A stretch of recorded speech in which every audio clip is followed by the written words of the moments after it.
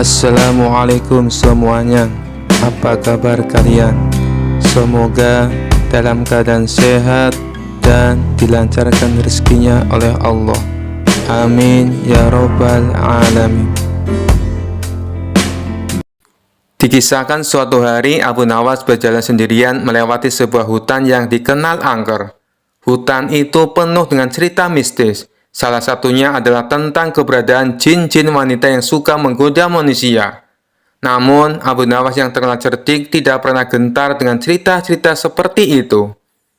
Setelah berjalan cukup jauh, Abu Nawas merasa lelah dan memutuskan untuk beristirahat di bawah pohon yang besar.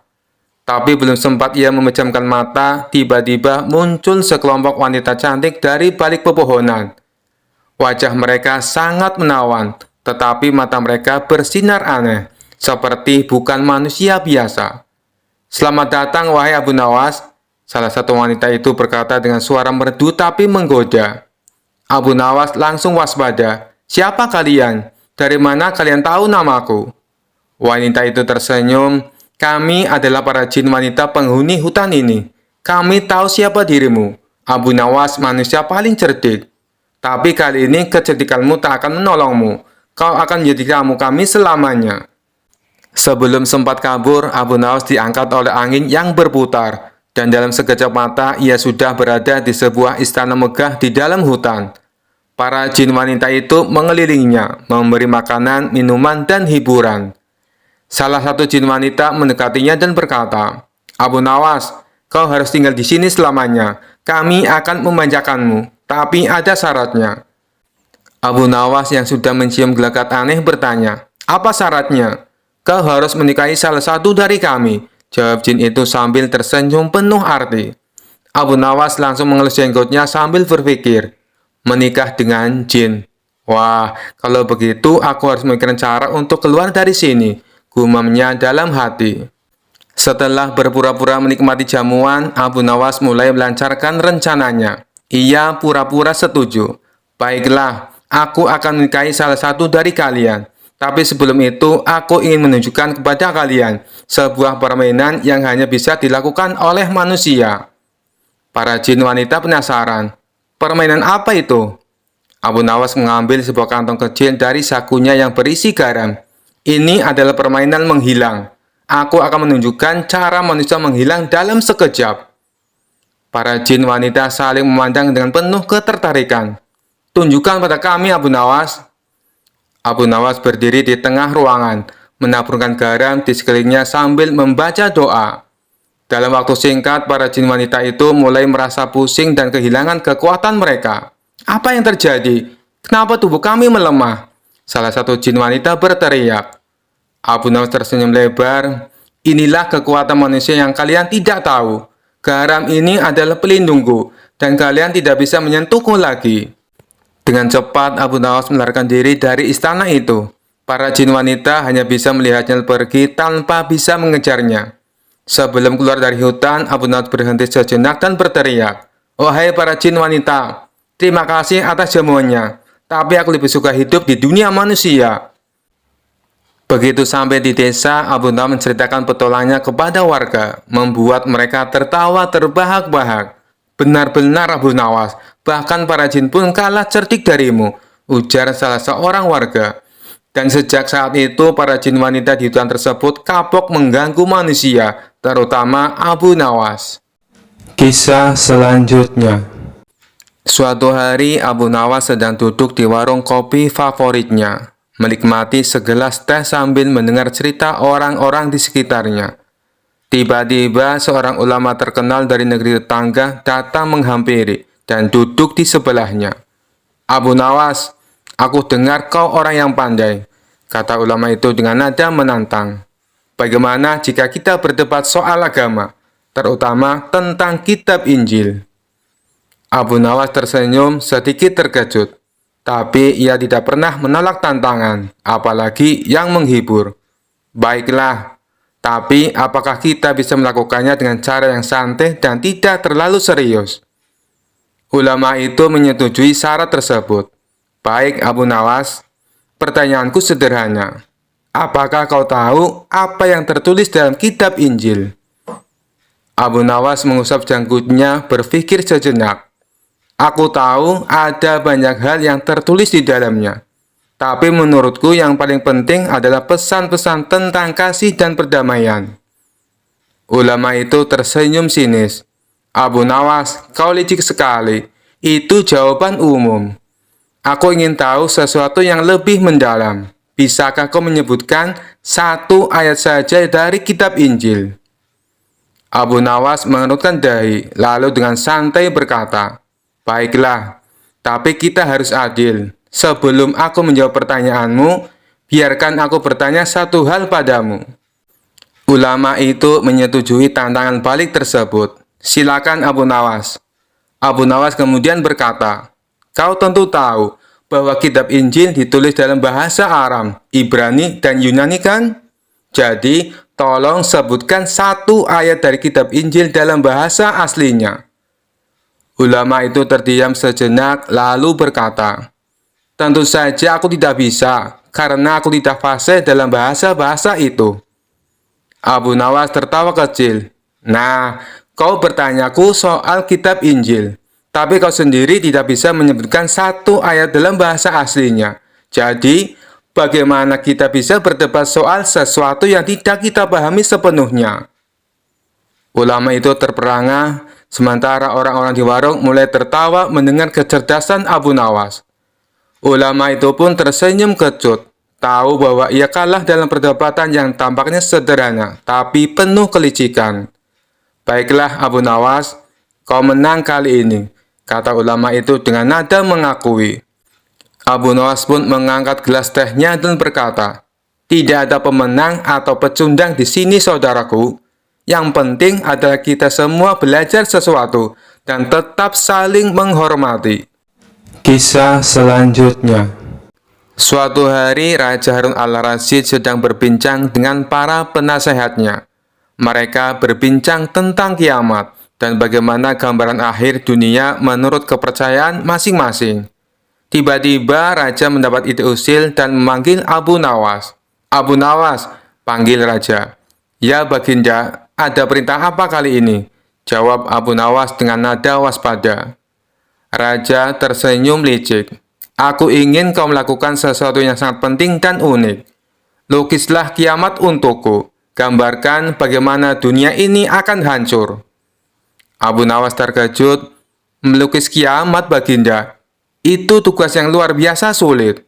Bagaimana aku bisa menggambarkan sesuatu yang belum pernah kulihat?" Raja tertawa. "Itu urusanmu. Kau punya waktu 3 hari. Jika gagal, kau akan dihukum." Abu Nawas pulang dengan pikiran berkecamuk. "Bagaimana aku melukis kiamat? Aku bahkan belum pernah melihatnya," gumamnya. Tapi seperti biasa, Abu Nawas tidak mau menyerah begitu saja. Ia mengambil kanvas, kuas, dan cat. Sepanjang hari, ia hanya duduk termenung sambil menatap kanvas kosong. Pada hari kedua, Abu Nawas mulai mengerjakan lukisan kiamat. Ia mencoret-coret kanvas dengan sembarangan. Garis-garis zigzag, lingkaran yang tak beraturan, dan percikan cat di mana-mana. Hasilnya, lukisan itu lebih mirip coretan anak kecil yang bermain cat. Tetangga yang melihat bertanya, "Abu Nawas, apa itu? Apa ini gambaran kiamat?" Abu Nawas tersenyum. "Tentu saja, bukankah kiamat pasti penuh kekacauan? Ini sangat akurat." Tibalah hari ketiga. Abu Nawas membawa kanvas ke istana. Raja dan seluruh pejabat istana sudah berkumpul, penasaran dengan hasil karya Abu Nawas. Raja berkata, "Abu Nawas, tunjukkanlah kepada kami lukisan kiamatmu." Dengan percaya diri, Abu Nawas membuka kain penutup kanvas. Semua orang tercengang melihat lukisan itu. Warnanya berantakan, tak ada bentuk yang jelas dan penuh coretan. Raja mencoba menahan tawa. "Apa ini Abu Nawas? Apakah ini yang kau sebut lukisan kiamat?" Abu Nawas menjawab dengan tenang, "Ya Baginda, kiamat itu adalah kehancuran, kekacauan, dan ketidakjelasan. Lukisan ini mencerminkan semua itu. Bukankah ini sangat akurat?" Raja tertawa terbahak-bahak. "Kau benar-benar pintar, Abu Nawas. Aku tak bisa membantah logikamu. Baiklah, aku terima lukisan ini." Abu Nawas pun pulang dengan hadiah dari raja. Sementara para pejabat istana masih terpingkal-pingkal membayangkan kiamat versi Abu Nawas. Dan begitulah Abu Nawas kembali membuktikan kecerdasannya dalam menghadapi perintah yang tampaknya mustahil. Suatu hari seorang Habib datang ke desa Abu Nawas dengan membawa sehelai kain yang ia klaim sebagai potongan kiswah Nabi. Habib itu mengaku bahwa kain tersebut adalah bagian dari penutup Ka'bah dan memiliki kekuatan yang luar biasa. Orang-orang di desa mendengar kabar ini langsung terpesona dan berbondong-bondong datang untuk melihat kain tersebut. Mereka percaya bahwa menyentuh kiswah akan membawa keberkahan, dan bahkan ada yang rela membayar mahal untuk mendapatkannya. Abu Nawas mendengar kabar ini dan merasa ada yang tidak beres. "Aneh sekali," gumam Abu Nawas. "Potongan kiswah sampai di sini. Bukankah itu seharusnya sangat terjaga di Mekah?" Dengan rasa penasaran, Abu Nawas datang untuk menyelidiki. Di hadapan banyak warga, Abu Nawas berjongkok di dekat Habib dan kainnya sambil tersenyum. "Wahai Habib, bolehkah hamba bertanya, benarkah ini potongan kiswah Nabi yang asli?"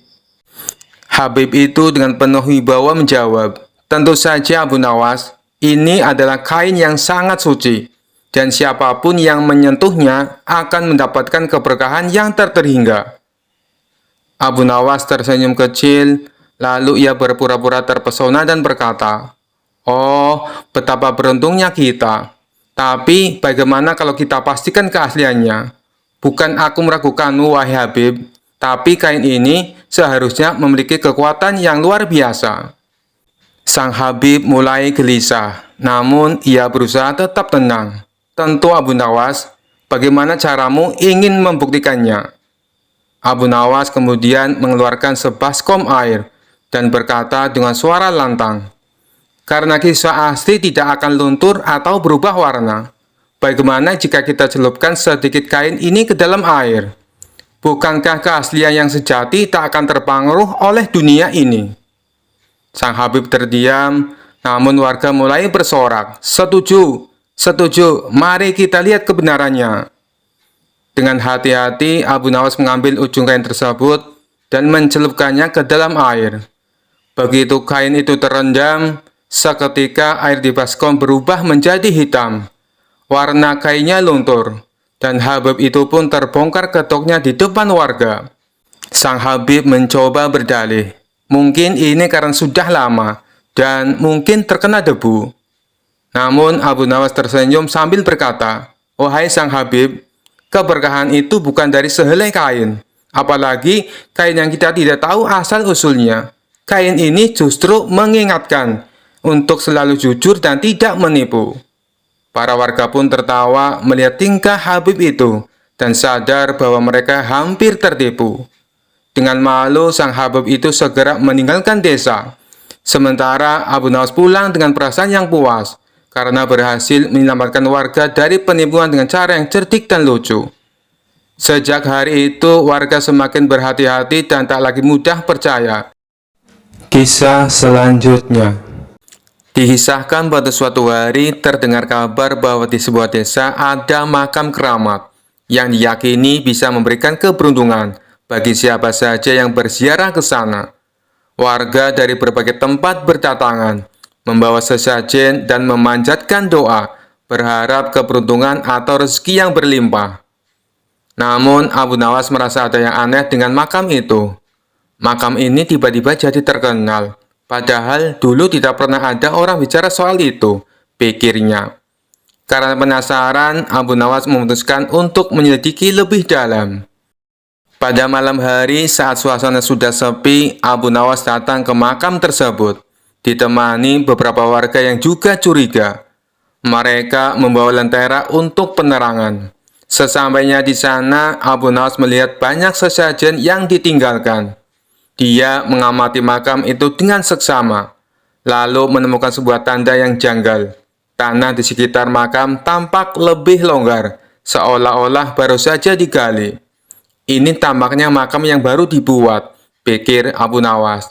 Dia lalu punya ide untuk membongkar rahasia makam itu di depan warga. Esok harinya, Abu Nawas mengumpulkan warga desa dan berkata, "Saudara-saudara, saya mendapatkan wangsit tadi malam. Saya mendapat firasat bahwa penghuni makam ini bisa berbicara kepada kita, asalkan kita menggali sedikit tanah di makam ini." Warga yang penasaran pun mulai ramai.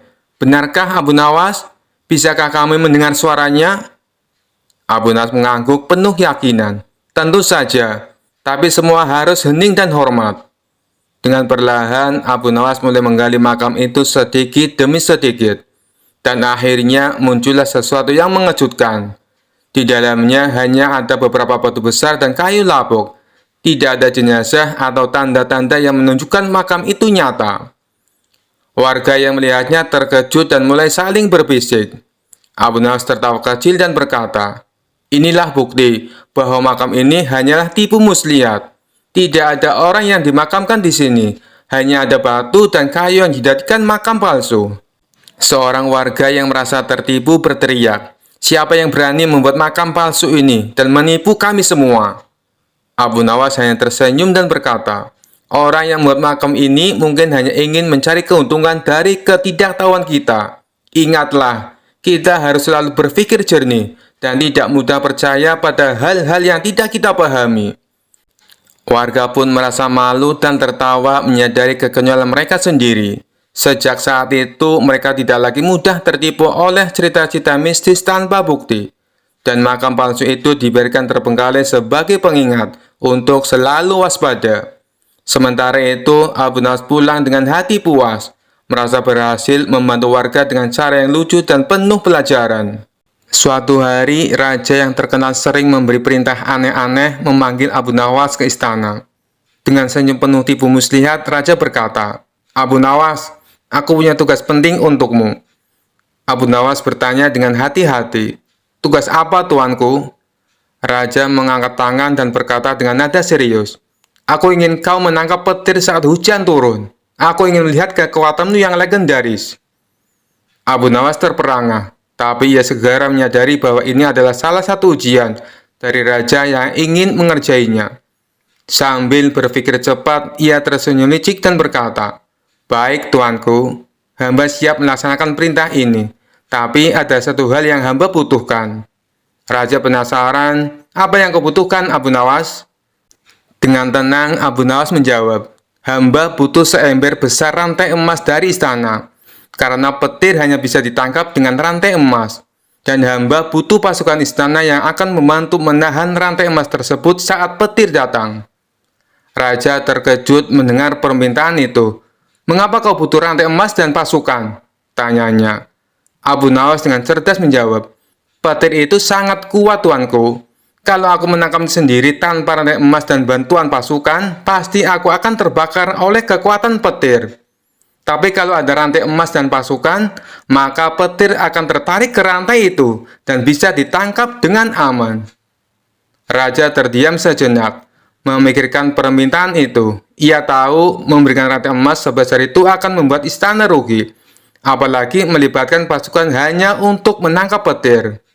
Tapi ia juga tidak mau kalah dalam permainan ini.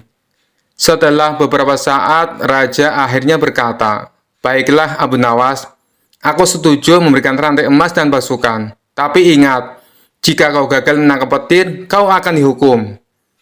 Abu Nawas tersenyum lebar, tahu bahwa rencananya berjalan dengan baik. "Hamba siap, tuanku," jawabnya dengan percaya diri. Beberapa hari kemudian, hujan deras turun di kota, dan petir menyambar-nyambar di langit. Abu Nawas bersama pasukan istana berbaris di lapangan, membawa rantai emas besar yang dijanjikan raja. Saat petir menyambar dengan keras, Abu Nawas berpura-pura berteriak kepada pasukannya, "Siap semuanya, pegang erat rantainya, petir itu akan datang." Tiba-tiba kilat menyambar dari kejauhan, dan Abu Nawas melihat kesempatan untuk menjalankan triknya. Ia dengan cepat berteriak, "Awas, petir itu terlalu kuat. Jangan lepaskan rantainya, atau kita semua akan celaka." Para pasukan yang ketakutan segera melepaskan rantai emas dan lari ketakutan. Sementara Abu Nawas berpura-pura mengejar petir yang tidak pernah bisa ditangkap. Saat kembali ke istana, raja bertanya dengan penuh harap, "Abu Nawas, apakah kau berhasil menangkap petir?" Dengan wajah pura-pura penuh penyesalan, Abu Nawas menjawab, "Maaf tuanku, hamba hampir menangkap petir. Tetapi pasukan yang memegang rantai ketakutan dan melepaskannya. Akhirnya petir pun kabur." Raja menghela nafas, tapi tahu bahwa Abu Nawas lagi-lagi berhasil lolos dari perintah mustahilnya. Ia tak bisa menghukum Abu Nawas karena semuanya berjalan sesuai rencana, meski tentu saja tak ada petir yang bisa tertangkap. Dengan tertawa kecil, Raja berkata, "Baiklah Abu Nawas, kali ini aku biarkan kau lolos. Tapi ingat, lain kali kau harus benar-benar menangkapnya." Abu Nawas tersenyum penuh kemenangan dan menjawab, "Tentu tuanku, lain kali hamba pasti lebih siap." Kisah selanjutnya. Suatu pagi, Abu Nawas terlihat sibuk berjalan ke pasar dengan membawa keranjang besar di punggungnya. Ia berjalan cepat seperti sedang terburu-buru, tetapi raut wajahnya penuh dengan rasa percaya diri. Tiba-tiba seorang tetangganya, Pak Karim, menghentikannya. "Abu Nawas, apa yang kau bawa di keranjang itu? Kelihatannya berat sekali," tanya Pak Karim penasaran. Abu Nawas tersenyum penuh misteri. "Ini rahasia besar, Pak Karim. Tapi karena kau sahabatku, aku akan memberitahumu. Di keranjang ini ada sesuatu yang sangat berharga." Pak Karim semakin penasaran.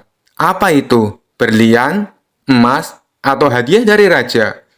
Abu Nawas mendekatkan mulutnya ke telinga Pak Karim dan berbisik, "Yang ada di keranjang ini adalah rasa malu." Pak Karim terkejut. "Malu? Apa maksudmu?" Abu Nawas mengangguk serius. "Benar. Aku sedang membawa rasa malu ini untuk dibuang. Aku merasa malu selama ini terlalu sering menghantuiku. Jadi aku memutuskan untuk membuangnya agar hidupku lebih bebas." Setelah mengobrol dengan Pak Karim, Abu Nawas melanjutkan perjalanan ke pasar. Di pasar, ia berhenti di tengah keramaian dan meletakkan keranjangnya. Para pedagang dan pembeli langsung berkumpul, penasaran dengan isi keranjang besar itu. "Abu Nawas, apa yang kau bawa di keranjang ini?" tanya seorang pedagang. Dengan santai Abu Nawas menjawab, "Ini adalah rasa malu yang ingin aku buang." Orang-orang tertawa terbahak-bahak. "Malu? Bagaimana mungkin rasa malu bisa dimasukkan ke dalam keranjang?" tanya mereka sambil terus tertawa. Abu Nawas tidak kalah santai. "Kalian tidak tahu betapa beratnya rasa malu ini. Aku ingin hidup tanpa rasa malu lagi. Maka dari itu aku putuskan untuk membuangnya di sini." Namun seorang pria tua di pasar menantang Abu Nawas. "Kalau kau benar-benar membawa rasa malu, buktikan kepada kami. Bukalah keranjang itu." Abu Nawas tahu bahwa keranjang itu kosong. Tapi seperti biasa, ia punya akal cerdik. Ia berdiri dengan gagah dan berkata, "Baiklah, jika kalian ingin melihat rasa malu ini, aku akan membukanya. Tapi ingat, siapapun yang melihat isi keranjang ini, rasa malunya akan berpindah kepada kalian." Orang-orang langsung mundur. Tidak ada yang berani melihat isi keranjang itu, karena mereka takut rasa malu akan menimpa mereka. Abu Nawas tersenyum dan berkata, "Lihat, aku tidak perlu membuktikan apa-apa, karena kalian semua sudah terlalu takut pada rasa malu kalian sendiri." Sejak hari itu, cerita tentang Abu Nawas yang membawa rasa malu untuk dibuang menjadi bahan pembicaraan di seluruh desa. Orang-orang menyadari bahwa rasa malu sebenarnya adalah bagian dari diri mereka sendiri yang tidak bisa dibuang. Sementara itu, Abu Nawas menikmati hari-harinya dengan tawa, kemudian berkata, "Rasa malu memang tidak bisa dihilangkan, tapi setidaknya aku berhasil membuat kalian mengakuinya." Kisah selanjutnya. Suatu hari, Abu Nawas sedang duduk santai di depan rumahnya ketika seorang pedagang kaya lewat di depan rumah. Pedagang itu baru saja pulang dari perjalanan panjang dan tampak kelelahan. Sambil memandang langit, pedagang itu berkata, "Andai saja aku punya sesuatu yang indah untuk dibawa pulang sebagai oleh-oleh. Aku sudah membeli banyak barang, tapi rasanya masih ada yang kurang." Mendengar itu, ide cerdik pun langsung muncul di benak Abu Nawas. Dia menatap bulan yang bersinar terang di langit malam, dan dengan wajah penuh keseriusan berkata kepada pedagang, "Wahai Tuan, kebetulan sekali, aku punya sesuatu yang sangat indah dan langka. Apakah kau ingin membelinya?" Pedagang itu penasaran. "Apa yang kau tawarkan, Abu Nawas?" Abu Nawas menunjuk ke arah bulan di langit. "Aku akan menjual bulan padamu. Lihatlah betapa indah dan cerahnya. Jika kau memiliki bulan ini, semua orang akan iri padamu." Pedagang itu terkejut dan terheran-heran. "Bulan? Bagaimana mungkin kau bisa menjual bulan?" Abu Nawas tersenyum lebar. "Kenapa tidak? Aku punya hak untuk menjualnya. Tak ada seseorang pun di kota ini yang pernah mengklaim bulan sebagai milik mereka. Jadi, sekarang aku menawarkannya padamu. Bulan ini akan membuatmu terkenal di seluruh penjuru negeri." Pedagang itu meskipun sedikit ragu, mulai tergoda. "Berapa harganya?" Abu Nawas berpura-pura berpikir keras, seolah-olah sedang menghitung nilai bulan. "Karena ini benda yang sangat langka, aku akan memberimu harga spesial, hanya 1.000 dinar." Pedagang itu termenung sejenak, namun karena terpesona oleh ide memiliki bulan, dia setuju. "Baiklah, ini 1.000 dinar," katanya sambil menyerahkan kantong penuh uang kepada Abu Nawas. Abu Nawas dengan tenang mengambil uang itu, lalu berkata, "Bulan itu sekarang milikmu. Jangan lupa untuk selalu melihatnya setiap malam." Setelah pedagang itu pergi, seorang tetangga yang melihat kejadian itu mendekati Abu Nawas sambil tertawa. "Abu Nawas, bagaimana mungkin kau bisa menjual bulan? Kau pasti hanya bercanda." Abu Nawas hanya tersenyum lebar. "Bukan bercanda, aku hanya menjual sesuatu yang indah yang bisa dinikmati semua orang. Bulan tidak butuh dimiliki, tapi siapa bilang tidak bisa dijual?" Malamnya, pedagang itu dengan bangga menunjukkan bulan pada keluarganya. "Lihat, sekarang aku adalah pemilik bulan." Namun keluarganya hanya bisa tertawa terbahak-bahak mendengar cerita anehnya. Pedagang itu pun akhirnya sadar bahwa dia telah dibodohi oleh kecerdikan Abu Nawas. Keesokan harinya, pedagang kembali menemui Abu Nawas. "Abu Nawas, kau menipuku. Kau menjual bulan yang bukan milikmu." Abu Nawas hanya tertawa kecil. "Wahai Tuan, bukankah bulan itu masih bersinar setiap malam? Kau bisa menikmatinya setiap hari tanpa harus merawatnya, dan orang-orang tetap akan mengaguminya. Bukankah itu kesepakatan yang sangat bagus?" Pedagang itu hanya tersenyum masam dan mengakui bahwa Abu Nawas telah menang lagi dengan kecerdasannya. Kisah selanjutnya. Pada suatu hari, Abu Nawas sedang berjalan sendirian di tengah malam yang sunyi. Saat itu, ia merasa ada sesuatu yang aneh mengikuti langkahnya. Ketika menoleh ke belakang, ternyata ada sosok menyeramkan, yaitu setan yang mengintainya dari jauh. Namun, Abu Nawas yang terkenal cerdik tidak merasa takut. Ia malah merasa ini kesempatan yang baik untuk mengerjai setan itu. Setan yang merasa Abu Nawas adalah manusia yang terkenal licik dan pintar ingin menguji kecerdikannya. Dengan tawa seram, ia mendekati Abu Nawas dan berkata, "Abu Nawas, aku tahu kau pintar, tapi kali ini kau tak akan bisa lolos dari jebakanku. Aku akan membuatmu menderita." Abu Nawas tanpa gentar sedikit pun menyambut tantangan itu dengan tenang. "Wahai setan, kenapa kau ingin membuatku menderita? Bukankah hidupku sudah cukup rumit tanpa gangguanmu? Tapi kalau kau ingin mencobanya, mari kita lihat siapa yang lebih licik di antara kita." Setan tertawa jahat. "Kau memang pintar bicara, Abu Nawas, tapi aku punya rencana jahat yang pasti membuatmu takut dan lari ketakutan." Abu Nawas pura-pura tertarik dan mendekati setan itu. "Oh, begitu. Rencana macam apa yang kau maksud?" Setan berkata dengan nada mengancam. "Aku akan memberimu mimpi buruk setiap malam. Kau akan tidur dengan rasa takut dan bangun dan ketakutan yang tak berujung." Namun bukannya takut, Abu Nawas justru tertawa terbahak-bahak.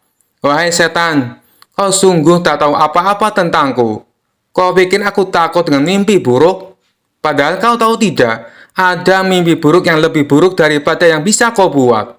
Setan terdiam bingung. Maksudmu apa, Abu Nawas? Aku adalah setan. Tidak ada mimpi yang lebih buruk dari yang bisa kubuat. Abu Nawas mendekat dan berbisik dengan nada serius. Aku tahu mimpi yang jauh lebih buruk dari semua mimpimu. Bayangkan jika setiap malam kau bermimpi tentang istri-istriku datang menagih hutang, meminta uang belanja, dan menyuruhmu mencuci piring sampai pagi. Itu adalah mimpi buruk yang tak tertahankan. Setan yang mendengar itu langsung gemetar. Ia membayangkan dirinya dicerca oleh istri-istri Abu Nawas yang galak, meminta ini itu dan mengomel sepanjang malam. Setan tak pernah membayangkan ada mimpi yang lebih mengerikan daripada yang bisa ia buat.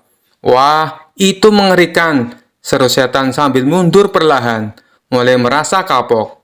Abu Nawas tidak berhenti sampai di situ. Ia berkata lagi dengan nada menggoda, "Dan kau tahu, jika kau berani menggangguku lagi, aku akan membuatmu bermimpi menjadi suamiku. Kau akan dituntut ini itu setiap hari. Tidak hanya mimpi buruk, tapi kehidupan nyata yang penuh penderitaan." Setan semakin ketakutan. Tidak, cukup. Aku tidak ingin berurusan denganmu lagi, Abu Nawas. Kau terlalu licik dan menyeramkan bagi setan sepertiku. Setan itu pun lari terbirit-birit, meninggalkan Abu Nawas sendirian di malam hari. Abu Nawas hanya tersenyum puas, merasa berhasil menakuti setan sampai kapok. Dan sejak hari itu, setan tidak pernah berani mendekati Abu Nawas lagi. Setiap kali ada setan lain yang bertanya, setan yang pernah ditipu itu selalu berkata, "Jangan pernah coba-coba mengganggu Abu Nawas. Dia bisa membuatmu mengalami mimpi buruk yang tak pernah kau bayangkan sebelumnya." Kisah selanjutnya. Pada suatu hari, Abu Nawas sedang berjalan-jalan di pasar. Tiba-tiba, ia melihat seorang saudagar kaya yang terkenal serakah dan suka memanfaatkan orang lain untuk mengumpulkan harta. Saudagar itu melihat Abu Nawas dan menyapanya dengan nada meremehkan. "Hai Abu Nawas, ku dengar kau selalu punya cara untuk mendapatkan uang. Apa kau punya trik baru untuk membuatku lebih kaya?" ejek saudagar itu. Abu Nawas tersenyum licik dan berkata, "Tentu Tuan Saudagar, bagaimana kalau aku menjual sebuah bangunan yang sangat besar dan mewah padamu? Bahkan tempat ini tak ternilai harganya." Mendengar kata-kata Abu Nawas, saudagar itu langsung tertarik. "Apa? Bangunan mewah? Di mana itu? Cepat katakan. Aku akan membelinya jika benar-benar berharga," katanya dengan mata berbinar. Abu Nawas mengangguk dan berkata, "Baiklah, ikuti aku ke pusat kota. Bangunan itu terletak di sana dan semua orang mengaguminya." Abu Nawas lalu membawa saudagar itu ke masjid besar yang terletak di tengah kota. Ketika tiba di depan masjid, Abu Nawas berkata, "Nah, inilah bangunannya. Masjid ini besar dan kokoh, selalu ramai dikunjungi orang setiap hari. Jika kau membelinya, maka semua orang akan menghormatimu." Saudagar itu melihat bangunan masjid dengan penuh kagum. Benar juga, masjid ini memang terlihat megah dan banyak orang datang ke sini. "Kalau aku memiliki masjid ini, aku semakin disegani," katanya sambil menggosok-gosok tangannya penuh antusias. Abu Nawas lalu menawarkan harga yang sangat tinggi. "Baiklah, masjid ini kuberikan padamu dengan harga 100 keping emas," katanya dengan senyum lebar. Tanpa pikir panjang, saudagar itu setuju dan membayar Abu Nawas. Setelah menerima uangnya, Abu Nawas bergegas pergi sambil menahan tawa. Keesokan harinya, saudagar itu kembali ke masjid dengan sombong, berpikir akan menagih sewa dari orang-orang yang datang. Namun ketika ia tiba di sana, orang-orang di masjid mulai berteriak marah. "Apa maksudmu mengaku-ngaku masjid ini milikmu? Ini rumah ibadah, bukan properti pribadi." Saudagar itu kebingungan, ia pun berlari mencari Abu Nawas untuk meminta penjelasan. Saat menemukannya, ia langsung marah. "Abu Nawas, kau menipuku. Kau jual masjid padaku padahal itu milik umum." Dengan tenang, Abu Nawas menjawab, "Tuan saudagar, kau yang terlalu serakah. Bukankah sudah kukatakan, ini tempat yang tak ternilai harganya dan dihormati semua orang. Namun niatmu hanyalah untuk pamer kekayaan. Lagi pula, masjid ini memang tidak bisa dijual. Kau yang salah mengartikan ucapanku. Mendengar itu, saudara itu hanya bisa terdiam dan sadar bahwa keserakahannya telah mempermalukannya. Orang-orang di sekitar tertawa terbahak-bahak melihat kecerdikan Abu Nawas dan keserakahan saudagar yang akhirnya menerima pelajaran berharga dari kelicikan Abu Nawas. Kisah selanjutnya. Suatu hari, raja yang terkenal suka menguji kecerdasan Abu Nawas tiba-tiba terpikirkan sesuatu. Ia sedang duduk di taman istana, terganggu oleh nyamuk-nyamuk yang terus mengerubutinya. Dengan wajah sebal, ia memanggil Abu Nawas ke istana. Saat Abu Nawas tiba, raja langsung berkata dengan nada kesal, "Abu Nawas, kau yang terkenal pintar dan bijaksana, coba jelaskan padaku, untuk apa Tuhan menciptakan nyamuk? Apa gunanya makhluk kecil yang hanya bisa membuat kita gatal dan kesal?" Abu Nawas tersenyum mendengar pertanyaan sang raja. Ia tahu ini adalah tantangan yang menarik, tapi juga tahu bahwa betapa jengkel raja pada nyamuk-nyamuk itu. Sambil memandang raja dengan santai, Abu Nawas menjawab, "Tuanku, pertanyaanmu sangat menarik. Izinkan hamba menjawabnya dengan cara yang berbeda."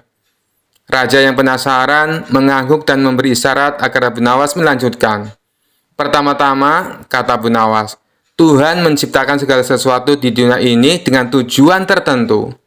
Tapi izinkan hamba bertanya balik, mengapa tuanku terlihat sangat terganggu oleh nyamuk?"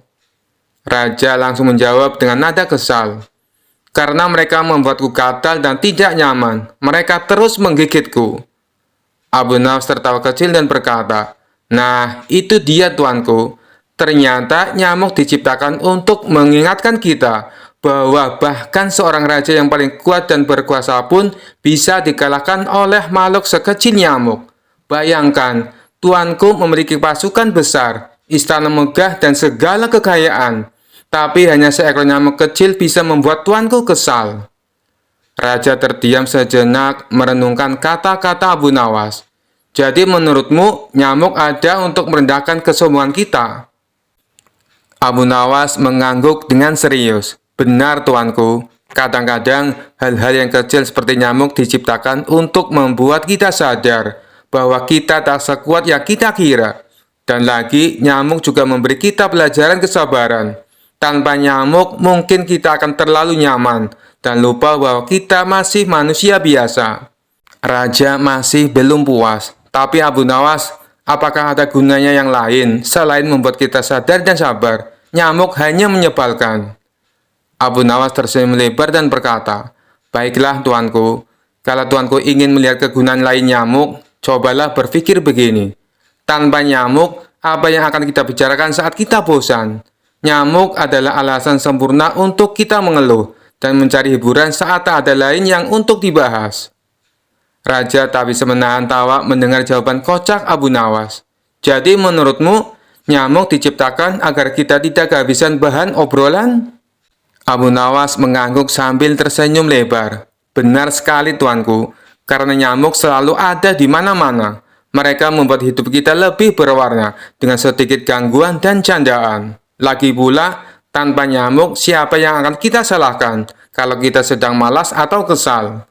Raja tertawa terbahak-bahak mendengar jawaban Abu Nawas yang cerdik dan menghibur itu. "Abu Nawas, kau selalu punya cara untuk mengalihkan pertanyaan-pertanyaan sulit menjadi sesuatu yang lucu dan masuk akal. Sekarang aku mengerti. Mungkin nyamuk memang berguna untuk membuat kita tetap rendah hati dan tidak kehabisan bahan pembicaraan." Abu Nawas tersenyum puas. Sekali lagi ia berhasil membuat raja terhibur dan berpikir dengan jawaban yang cerdas dan kocak. Nyamuk yang tadinya dianggap menyebalkan, kini menjadi alasan untuk tertawa bersama. Kisah selanjutnya. Suatu malam, Abu Nawas tidur dengan pulas setelah seharian bekerja keras memecahkan teka-teki yang diberikan oleh sang raja. Namun di tengah tidurnya, Abu Nawas mengalami mimpi aneh dan luar biasa. Ia bermimpi tentang hari kiamat. Dalam mimpinya, Abu Nawas terbangun di tengah gurun luas. Langit gelap, gemuruh keras terdengar di mana-mana, dan orang-orang berlarian panik. Abu Nawas bingung, ia melihat sekeliling dan bertanya-tanya, "Apa yang terjadi di sini? mengapa semua orang tampak sangat ketakutan. Tiba-tiba seorang malaikat besar muncul di hadapannya dengan suara lantang berkata, "Abu Nawas, ini hari kiamat. Semua manusia akan diadili hari ini." Abu Nawas yang biasanya tenang mendadak gemetar. "Apa? Kiamat? Jadi ini akhirnya waktu di mana semua dosa diperhitungkan," katanya dengan suara lirih. Malaikat itu mengangguk. "Benar Abu Nawas, dan sekarang giliranmu untuk diadili," katanya dengan tegas. Abu Nawas langsung pucat. Dalam hatinya, ia tahu bahwa hidupnya penuh dengan akal-akal cerdik dan trik-trik kocak. Dengan penuh rasa takut, ia berbisik, "Aduh, bagaimana ini? Apa aku bisa lolos dari pengadilan ini?" Lalu, ia melihat orang-orang berbaris panjang menunggu giliran mereka diadili. Di barisan depan, ada seorang saudagar kaya yang pernah ia kenal. Saudagar itu datang dengan membawa kereta penuh emas dan perhiasan. Tetapi malaikat pengadil hanya menggelengkan kepala, dan saudagar itu pun dibawa ke tempat yang gelap dan suram. Kemudian datanglah seorang alim ulama dengan buku tebal yang berisi segala amal baiknya. Namun malaikat pengadil masih saja menggelengkan kepala. Ulama itu pun dibawa pergi. Melihat itu, Abu Nawas semakin panik. "Wah, kalau mereka saja tidak lolos, bagaimana dengan aku? Aku tidak punya emas, dan amalanku, ya kebanyakan penuh dengan trik cerdik," gumamnya. Akhirnya giliran Abu Nawas tiba. Dengan gemetar ia berjalan maju di hadapan malaikat pengadil. Malaikat itu membuka buku catatan amal Abu Nawas dan mulai membaca. Tiba-tiba malaikat itu berhenti, tersenyum kecil dan berkata, "Abu Nawas, ada yang aneh di sini. Dalam catatan amalmu tertulis bahwa kau pernah menipu raja berkali-kali, membuat orang-orang tertawa dengan kecerdikanmu, dan selalu menemukan cara licik untuk lolos dari masalah. Apakah itu benar?" Abu Nawas dengan senyum canggung menjawab, "Iya, hamba akui, tapi semua itu dilakukan dengan niat baik, supaya orang-orang senang dan tertawa, tidak untuk menyakiti." Malaikat itu tertawa kecil dan berkata, "Baiklah, karena kau mengakuinya, aku akan bertanya satu hal terakhir. Apa yang akan kau lakukan jika kau diberi kesempatan untuk lolos dari pengadilan ini?" Abu Nawas berpikir cepat dan tiba-tiba ide cerdiknya muncul. Dengan penuh percaya diri, ia menjawab, "Hamba akan melakukan hal yang sama. Tapi kali ini hamba akan menipu nyamuk dan lalat-lalat yang nakal yang suka mengganggu manusia, bukan raja atau rakyatnya." Malaikat itu tertawa terbahak-bahak mendengar jawaban Abu Nawas yang begitu konyol. "Abu Nawas, kau memang selalu punya jawaban yang tak terduga, tapi sayang, tak ada lagi nyamuk atau lalat di akhirat." Abu Nawas yang sudah mulai rileks menjawab dengan gaya santai, "Kalau begitu, mungkin hamba bisa membuka kursus kecerdikan di sini untuk membantu orang-orang menghadapi situasi sulit dengan cerdik." Malaikat itu tak bisa menahan tawa lagi. "Abu Nawas, meskipun ini hari pengadilan, kau berhasil membuat kami tertawa. Kau memang licik, tapi niatmu baik. Karena itu kami putuskan, kau lolos hari ini. Tapi ingat, jangan lagi menipu di akhirat." Abu Nawas tersenyum lebar dan membungkuk hormat. Terima kasih. Hamba janji akan hidup lebih cerdik lagi. Maksud hamba lebih baik lagi di sini." Tiba-tiba Abu Nawas terbangun dari tidurnya dengan kaget. Ia menyeka keringat di dahinya dan bergumam, "Wah, untung itu cuma mimpi. Kalau benar-benar hari kiamat tadi, aku pasti sudah kena masalah besar." Kisah selanjutnya. Abu Nawas adalah seorang penyair yang sangat cerdik dan pintar. Namun selain sebagai penyair, Abu Nawas juga dikenal sebagai mubalik di desa tempat tinggalnya. Oleh sebab itu, suatu ketika Abu Nawas diminta untuk menjadi imam ketika hendak sholat Jumat. Selain itu, pada waktu tersebut, Abu Nawas juga diminta mengisi khutbah Jumat untuk memberikan ceramah keagamaan. Setelah mandi dan berpakaian rapi, Abu Nawas pun mulai melangkahkan kakinya menuju ke masjid. Ketika sampai di masjid, Tidak lama kemudian terdengar suara adzan. Tidak lama berselang, datanglah masyarakat yang beragama Muslim dengan sangat ramai. Karena yang menjadi khotib kali ini adalah Abu Nawas, maka banyak sekali masyarakat Muslim yang datang ke masjid.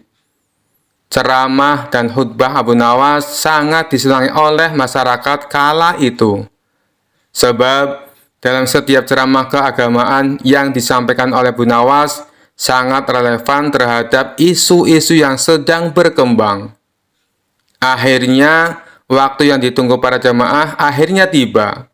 Abu Nawas naik ke mimbar dan segera memulai khutbahnya.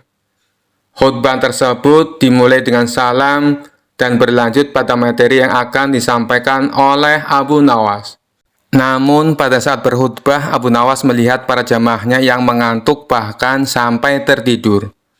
Melihat hal itu, kemudian Abu Nawas berteriak, "Api, api, api," dengan sangat keras. Hal tersebut sontak membuat para jamaah sangat terkejut dan berdiri mencari keberadaan api tersebut. Bahkan ada juga jamaah yang hanya saling pandang satu sama lainnya. Kemudian ada salah seorang jamaah yang menanyakan di mana apinya kepada Abu Nawas. Walau ada yang bertanya tentang demikian, Abu Nawas tetap melanjutkan khutbahnya. Kemudian keluarlah perkataan dari Abu Nawas, "Jika ada api yang dahsyat di neraka bagi mereka yang lalai dalam beribadah." Maksud dari teriakan api-api dari Abu Nawas adalah api neraka tersebut. Barang siapa yang lalai dalam beribadah, maka ia akan merasakan panasnya api neraka. Usai melakukan ceramah tentang api neraka, kemudian Abu Nawas menutup khutbahnya dengan lantunan doa-doa. Setelah itu, Abu Nawas memimpin sholat Jumat dengan khusyuk yang diikuti oleh para jamaah. Ketika sholat, para jamaah masih teringat dan terngiang-ngiang dengan api neraka yang dikatakan oleh Abu Nawas dalam khutbahnya. Walau awalnya terkesan gagal dalam memberikan ceramah keagamaan karena banyak yang mengantuk dan tertidur, namun sesungguhnya Abu Nawas berhasil membuat para jamaah untuk selalu rajin beribadah. Sebab para jamaah selalu ingat dengan khutbah Abu Nawas, di mana saat itu ia mengatakan mereka yang malas beribadah akan merasakan panasnya api neraka. Kisah selanjutnya. Dikisahkan suatu malam Abu Nawas berjalan sendirian di tepi hutan. Setelah pulang dari sebuah pesta di desa sebelah, langit mendung, angin bertiup lembut, dan suara burung hantu sesekali terdengar, menambah suasana seram. Tiba-tiba dari arah pohon besar muncul sosok menyerupai temannya Karim yang sudah lama meninggal dunia. "Abu Nawas," panggil sosok itu dengan suara serak. Abu Nawas terhenti, matanya membelalak. "Karim, bukankah kau sudah meninggal 5 tahun yang lalu?" "Betul, Abu. Aku ini arwah. Aku datang untuk bicara denganmu," jawab Karim sambil melayang mendekat. Bukannya lari ketakutan, Abu Nawas malah menyambut dengan santai. "Oh, jadi kau datang dari alam kubur. Bagaimana kabarmu di sana? Nyaman atau butuh sesuatu?" Karim menghela nafas panjang. "Abu, aku butuh bantuanmu. Di alam kubur, aku selalu dihantui rasa bersalah. Aku lupa membayar hutang kepada penjual roti sebelum aku meninggal. Bisa kau bayarkan untukku?" Abu Nawas mengangguk kecil sambil mengelus janggutnya. "Tentu, aku akan membayarnya. Tapi, aku ingin memastikan kau benar-benar arwah Karim. Coba buktikan sesuatu." Karim bingung. "Apa yang harus kubuktikan, Abu?"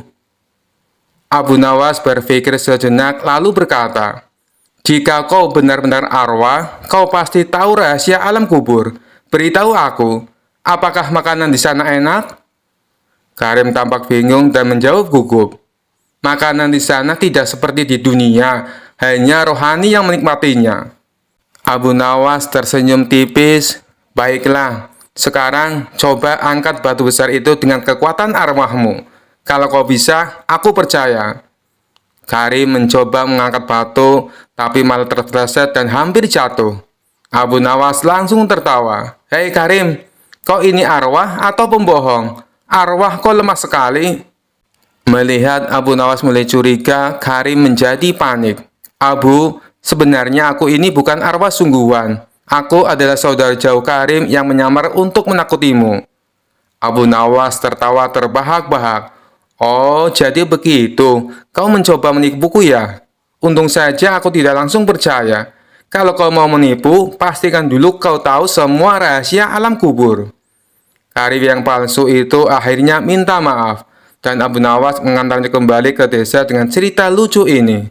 Sejak saat itu, Karim palsu tidak berani lagi bermain-main dengan Abu Nawas, karena ia tahu Abu Nawas selalu punya cara untuk membongkar tipu daya. Kisah selanjutnya. Suatu hari, Abu Nawas melakukan perjalanan melewati sebuah lembah yang jauh dari desanya. Saat matahari mulai terbenam, ia melihat sebuah papan kayu tua bertuliskan "Selamat datang di Kampung Janda". Abu Nawas yang merasa lelah memutuskan untuk singgah dan mencari tempat bermalam. Ketika ia masuk ke kampung itu, ia menyadari ada yang aneh. Semua penghuninya adalah wanita, dan mereka semua terlihat sangat ramah, bahkan terlalu ramah. "Selamat datang, Tuan," sapa seorang wanita sambil tersenyum lebar. "Terima kasih," jawab Abu Nawas. "Apakah aku bisa bermalam di sini?" "Tentu saja, kami akan menjamu Tuan dengan sebaik-baiknya," jawab seorang wanita lain. Abu Nawas dibawa ke sebuah rumah besar di tengah kampung. Para wanita di kampung itu memberinya makanan, minuman, dan perhatian yang luar biasa. Salah satu dari mereka berkata, "Tuan, kampung ini hanya dihuni oleh para janda. Kami jarang sekali kedatangan tamu pria. Jadi, kami akan memastikan Tuan merasa seperti raja di sini." Abu Nawas mulai merasa was-was. Keramahan mereka ini terlalu berlebihan. Apa jangan-jangan ada sesuatu di balik ini semua, pikirnya. Saat malam tiba, salah satu wanita mendekatinya. "Tuan, menurut tradisi kami, siapapun pria menginap di kampung ini harus menikahi salah satu dari kami. Bagaimana, Tuan? Apakah Tuan bersedia?" Mata Abu Nawas langsung melebar. Menikah? Tradisi macam apa ini? Abu Nawas tahu kalau ia tidak bisa menolak begitu saja, karena seluruh warga kampung itu tampak serius. Ia harus mencari cara untuk keluar dari situasi ini tanpa membuat mereka marah.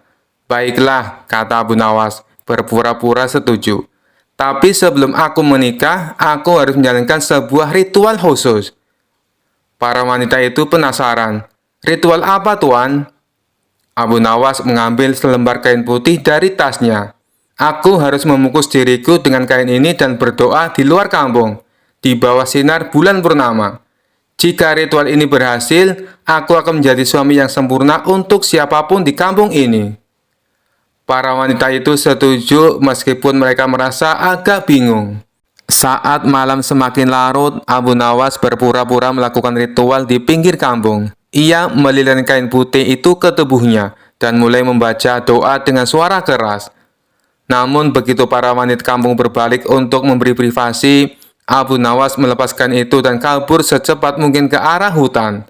Ia berlari tanpa henti sampai akhirnya menemukan jalan keluar dari lembah itu. Keesokan harinya, Abu Nawas menceritakan kejadian itu kepada teman-temannya di desa. "Bagaimana kau bisa lolos dari kampung itu?" tanya seorang temannya. "Seperti biasa," jawab Abu Nawas sambil tersenyum. "Sedikit akal sehat dan banyak keberuntungan." Sejak itu, Abu Nawas berjanji tidak akan singgah di tempat asing tanpa mencari tahu lebih dulu tentang tradisi mereka. Kisah selanjutnya. Suatu hari, Abu Nawas mendengar bahwa ada sebuah ilmu baru yang disebut ilmu mantek. Ilmu tentang logika dan cara berpikir yang benar. Karena Abu Nawas selalu penasaran, ia memutuskan untuk menemui seorang guru besar yang terkenal ahli dalam ilmu mantek. Setelah Abu Nawas duduk di hadapan sang guru, guru itu pun mulai berbicara. "Abu Nawas, ilmu mantek adalah ilmu yang sangat penting. Dengan ilmu ini, kamu bisa mengetahui sesuatu yang tidak kamu ketahui, hanya dengan petunjuk kecil. Mau aku beri contoh?" "Silakan, guru. jawab Abu Nawas dengan penuh semangat. Guru itu lalu bertanya, apakah kamu punya kambing di rumah? Abu Nawas sedikit bingung, tapi ia menjawab, ya, saya punya kambing. Kalau begitu, karena kamu punya kambing, pasti kamu punya tempat untuk mengikatnya di halaman, bukan? Abu Nawas berpikir sejenak dan menjawab, benar, saya punya. Jika kamu punya tempat untuk mengikat kambing di halaman, pasti kamu punya rumah, bukan? Abu Nawas melihat terkesan dengan logika sang guru. Ya, saya punya rumah. Guru itu melanjutkan, kalau kamu punya rumah, pasti kamu sudah menikah dan punya istri, bukan? Abu Nawas mengangguk, benar sekali. Jika kamu punya istri, pasti kamu punya anak. Abu Nawas tersenyum, ya, saya punya anak. Dan jika kamu punya anak, itu artinya kamu adalah orang yang bahagia dan kaya. Abu Nawas terkagum-kagum. Luar biasa, guru. Hanya dengan satu pertanyaan tentang kambing, Anda bisa menyebutkan bahwa saya adalah orang kaya. Sang guru tersenyum bangga. Itulah kehebatan ilmu mantek. Beberapa hari kemudian, Abu Nawas bertemu dengan temannya yang tampak bingung dan gelisah. Temannya itu bertanya, Abu Nawas, aku dengar kamu belajar ilmu mantek. Bisa kamu ajari aku? Abu Nawas berpikir sejenak dan memutuskan untuk meniru metode gurunya. Dia bertanya, apakah kamu punya kambing di rumah? Temannya tampak terkejut. Tidak, aku tidak punya kambing. Abu Nawas mengangguk bijak dan berkata, kalau begitu, kamu pasti belum menikah, tidak punya rumah, dan pasti kamu sangat miskin dan tidak bahagia. Temannya langsung marah dan berteriak, apa? Aku hanya tidak punya kambing. Abu Nawas hanya tertawa terbahak-bahak, menyadari bahwa ilmu mantek mungkin tidak selalu berhasil untuk semua orang. Kisah selanjutnya. Dikisahkan suatu pagi, Abu Nawas berjalan di pasar sambil memikirkan cara untuk mengisi perutnya yang keroncongan. Di tengah pasar, ia melihat seorang pedagang ayam yang sedang memamerkan dagangannya. Ayam-ayam itu gemuk dan menggiurkan. Pedagang ayam itu bernama Fadil, terkenal pelit dan tidak pernah memberikan potongan harga, bahkan kepada teman dekatnya. Melihat Fadil yang sedang sibuk melayani pembeli, ide nakal muncul di kepala Abu Nawas. Abu Nawas mendekati lapak Fadil sambil berkata dengan suara lantang, wah, ayam-ayammu besar sekali, Fadil. Berapa harga satu ekornya? Fadil menatap Abu Nawas dari ujung kepala sampai ujung kaki. Tergantung ukurannya, Abu Nawas. Yang besar ini 10 dinar, yang sedang 7 dinar, dan yang kecil 5 dinar. Abu Nawas mengangguk-angguk. Kalau begitu, pilihkan aku ayam yang terbaik, katanya dengan semangat. Fadil langsung mengambil ayam paling besar dan menyerahkannya kepada Abu Nawas. Ini ayam terbaikku, harganya 10 dinar. Abu Nawas memandang ayam itu dengan serius, lalu menggeleng. Ayam ini terlalu berat, bisa-bisa aku kelelahan membawanya pulang. Baiklah, bagaimana dengan yang sedang ini? Harganya 7 dinar, tawar Fadil sambil menyerahkan ayam yang lebih kecil. Abu Nawas kembali menggeleng. Yang ini terlalu galak, aku takut ia mencakarku di jalan. Fadil mulai jengkel. Kalau begitu yang kecil ini saja, harganya cuma 5 dinar. Abu Nawas menatap ayam kecil itu dengan cermat, lalu berkata, ayam ini terlalu kecil, aku takut tidak cukup untuk makan malamku. Jadi ayam yang mana yang kau mau, Abu Nawas? Tanya Fadil dengan kesal. Abu Nawas tersenyum lebar. Aku ingin ayam yang bisa bicara, ada tidak? Fadil terkejut. Ayam yang bisa bicara? Kau gila, tidak ada ayam seperti itu di dunia ini. Aku pikir kau pedagang yang terbaik. Ternyata kau tidak punya ayam seperti itu, kata Abu Nawas dengan nada mengejek. Fadil yang merasa dipermalukan langsung marah. Kalau kau tidak mau beli, pergi dari sini, Abu Nawas. Jangan ganggu daganganku. Abu Nawas pun pergi, tapi ia kembali beberapa saat kemudian dengan seekor ayam yang ia pinjam dari temannya. Ia mengikat ayam itu di dekat lapak Fadil dan mulai berteriak, "Ayam, apakah Fadil ini pedagang yang jujur?" Abu Nawas menendang tanah di dekat ayam itu, membuat ayam berkokok keras. "Ayam ini bilang tidak," seru Abu Nawas dengan suara lantang, membuat orang-orang di pasar tertawa. Fadil merasa dipermalukan lagi dan mencoba mengejar Abu Nawas, tapi ia malah tersandung keranjang ayamnya sendiri. Orang-orang pasar semakin terbahak-bahak. Sementara Abu Nawas kabur sambil membawa ayamnya dan berkata, "Lain kali, jual ayammu dengan kejujuran, Fadil." Sejak itu, Fadil menjadi lebih ramah kepada pelanggan. Dan Abu Nawas berhasil mengajari pasar sebuah pelajaran dengan gaya khasnya penuh humor. Kisah selanjutnya. Pada suatu hari, tersebarlah kabar bahwa Abu Nawas telah memiliki ilmu laduni. Ilmu yang katanya datang langsung dari Allah tanpa perlu belajar. Konon, ilmu ini membuat seseorang tahu segala hal tanpa perlu bersusah payah mencari pengetahuan. Seluruh penduduk Baghdad gempar, dan mereka penasaran apakah benar Abu Nawas memiliki ilmu sehebat itu. Suatu pagi, Raja Harun al-Rasyid mendengar kabar tersebut dan segera memanggil Abu Nawas ke istana.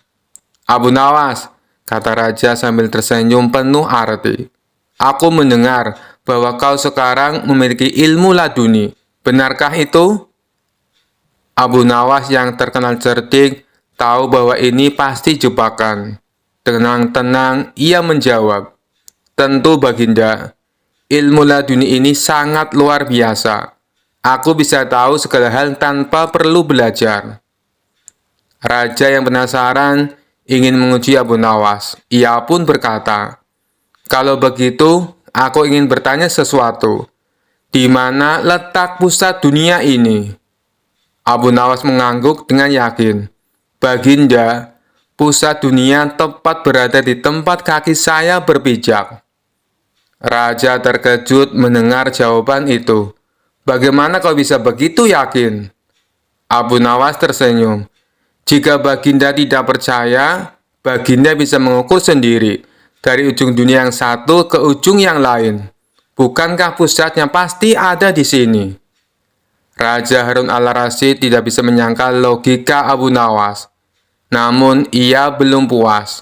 "Baiklah, kalau begitu aku ingin tahu hal lain. Berapa jumlah bintang di langit?" Dengan tenang, Abu Nawas menjawab, "Jumlah bintang di langit sama dengan jumlah rambut di ekor keledai Baginda." Raja yang tak menyangka jawaban itu mengerutkan kening. "Bagaimana bisa begitu?" Abu Nawas menjawab dengan santai, "Jika Baginda tidak percaya, kita bisa mencabut semua rambut di ekor keledai Baginda. Kemudian kita menghitungnya. Setelah itu, Baginda harus menghitung semua bintang di langit dan membandingkannya." Raja Harun al-Rasyid mulai tersenyum geli, tapi dia masih ingin melanjutkan ujiannya. "Baiklah, Abu Nawas. Sekarang pertanyaan terakhir. Apa yang sedang kau pikirkan sekarang?" Abu Nawas tertawa kecil dan menjawab, "Baginda sedang berpikir bahwa aku akan menjawab pertanyaan ini dengan benar." Raja tertawa terbahak-bahak mendengar jawaban Abu Nawas. "Abu Nawas, kau memang penuh akal. Ilmu ladunimu sungguh mengagumkan. Bukan karena kau tahu segalanya, tapi karena kecerdikanmu selalu membuat orang lain terdiam." Kisah selanjutnya. Suatu hari, Raja mendengar kabar tentang ilmu halimun, ilmu untuk menghilang, yang konon dimiliki oleh para ahli dari negeri seberang. Dengan penuh rasa ingin tahu, Raja memanggil Abu Nawas dan memberi tugas yang cukup aneh. "Abu Nawas, aku ingin kau mencari ilmu halimun. Aku ingin tahu rasanya menghilang," kata Raja dengan penuh semangat. Abu Nawas mengerutkan dahi, menyadari bahwa ini akan jadi tugas yang rumit. Namun dia tersenyum dan berkata, "Baik Baginda, beri saya waktu seminggu untuk mencari ilmu tersebut, dan saya akan kembali dengan hasilnya." Raja pun setuju dan Abu Nawas pergi meninggalkan istana. Namun bukannya pergi ke negeri seberang, Abu Nawas malah pergi ke sebuah desa kecil untuk berpikir keras sambil beristirahat. Setelah seminggu, dia kembali ke istana dengan pakaian dan wajah yang penuh keyakinan. "Baginda," seru Abu Nawas dengan serius, "saya telah berhasil menemukan ilmu halimun. Saya akan membuktikannya sekarang." Raja dan para pengawal yang sudah penasaran segera berkumpul di aula istana, menunggu pertunjukan ilmu halimun dari Abu Nawas. "Baginda," kata Abu Nawas dengan dramatis, "untuk bisa menghilang, Baginda harus menutup mata dan mengucapkan mantra yang saya ajarkan ini. Halaman, halamun, halimun. Dan ingat, jangan buka mata sampai saya mengatakan sudah selesai." Raja menutup mata rapat-rapat sambil mengucapkan mantra dengan sungguh-sungguh. Halaman, halamun, halimun. Setelah Raja mengulang mantranya beberapa kali, Abu Nawas memberi isyarat kepada semua orang di aula untuk diam-diam meninggalkan ruangan. Satu persatu mereka keluar dengan hati-hati, meninggalkan Raja sendirian di dalam ruangan dengan mata masih tertutup. Setelah beberapa saat, Raja mulai merasa aneh, lalu membuka mata perlahan. Dia melihat ruangan kosong melompong, tidak ada siapapun, hanya dirinya sendiri. "Luar biasa," gumam sang raja. "Ilmu halimun ini benar-benar berhasil. Aku telah menghilang, sehingga tidak ada yang bisa melihatku." Raja berjalan mondar-mandir dengan bangga, merasa sangat puas dengan keberhasilannya. Dia bahkan mulai menari-nari kecil, merayakan ilmunya yang dianggap berhasil. Tak lama kemudian, Abu Nawas masuk kembali bersama para pengawal dan berkata, "Baginda, kami sudah melihat kehebatan Anda menghilang. Itu sungguh menakjubkan." Raja tersenyum dengan penuh kebanggaan. "Benar, Abu Nawas, ilmu halimun ini luar biasa. Aku bisa menghilang begitu saja." Abu Nawas menahan tawa dan dengan hormat berkata, "Betul, Baginda. Tapi ingat, ilmu ini hanya bertahan jika Baginda tidak memberitahukan rahasianya kepada siapapun." Raja mengangguk serius. "Tentu, Abu Nawas, ini akan jadi rahasiaku dan rahasiamu." Abu Nawas pun meninggalkan istana sambil tertawa kecil. Dan sejak hari itu, Raja tetap yakin bahwa dirinya sudah menguasai ilmu halimun, walaupun sebenarnya dia hanya dibiarkan sendiri di ruangan kosong. Para pengawal dan pejabat istana terus tersenyum diam-diam setiap kali Raja mengungkit tentang ilmunya yang sakti itu. Kisah selanjutnya.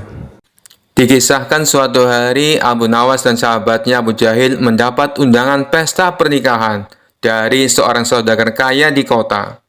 Sebelum berangkat, mereka berdebat soal angpau yang akan dibawa.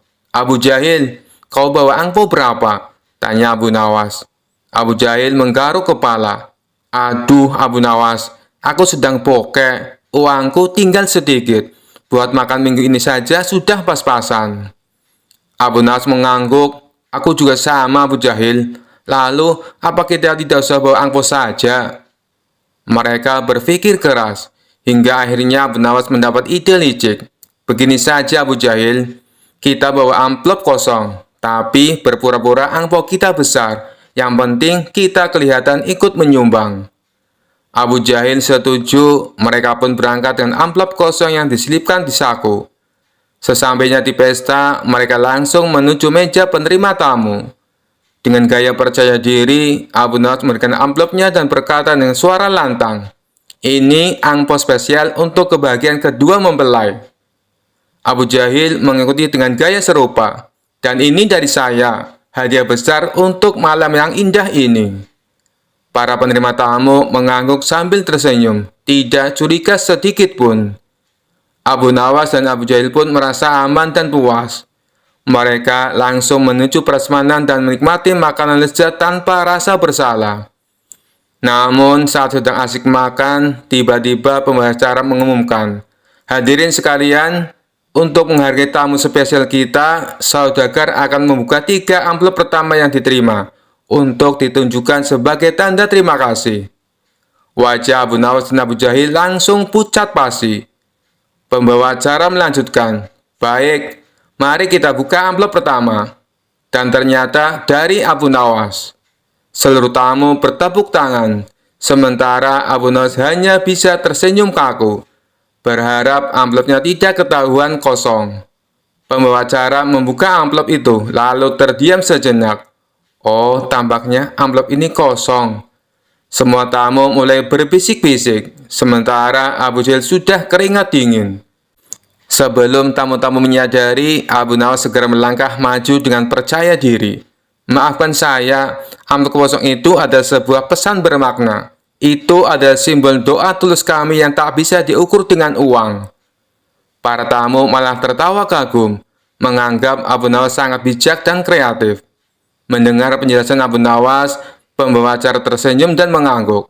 Baik, terima kasih Abu Nawas atas simbolnya yang unik, ujar pembawa acara. Namun saat giliran amplop Abu Jahal dibuka dan kosong juga, semua tamu tertawa lagi. Abu Jahal dengan canggung ikut beralasan, saya juga ikut mendoakan dengan tulus dan tak terukur.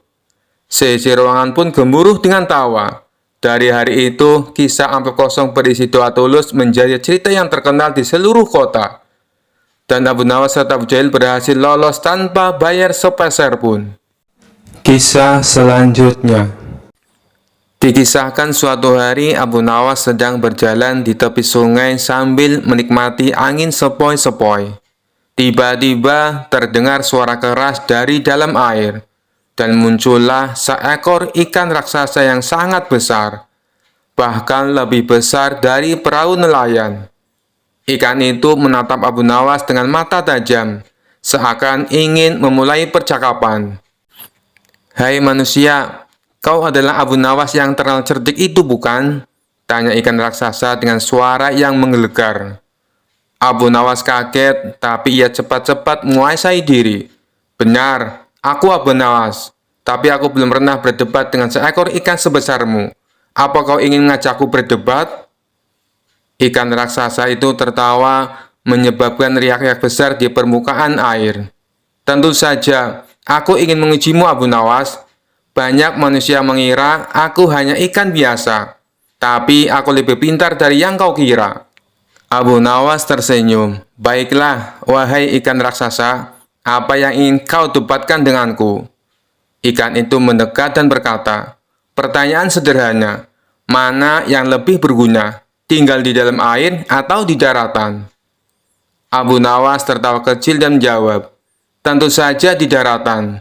Di darat, kami manusia bisa berjalan, bekerja, memasak, dan membangun rumah. Di air, kau hanya berenang bolak-balik. Ikan itu tersenyum mengejek.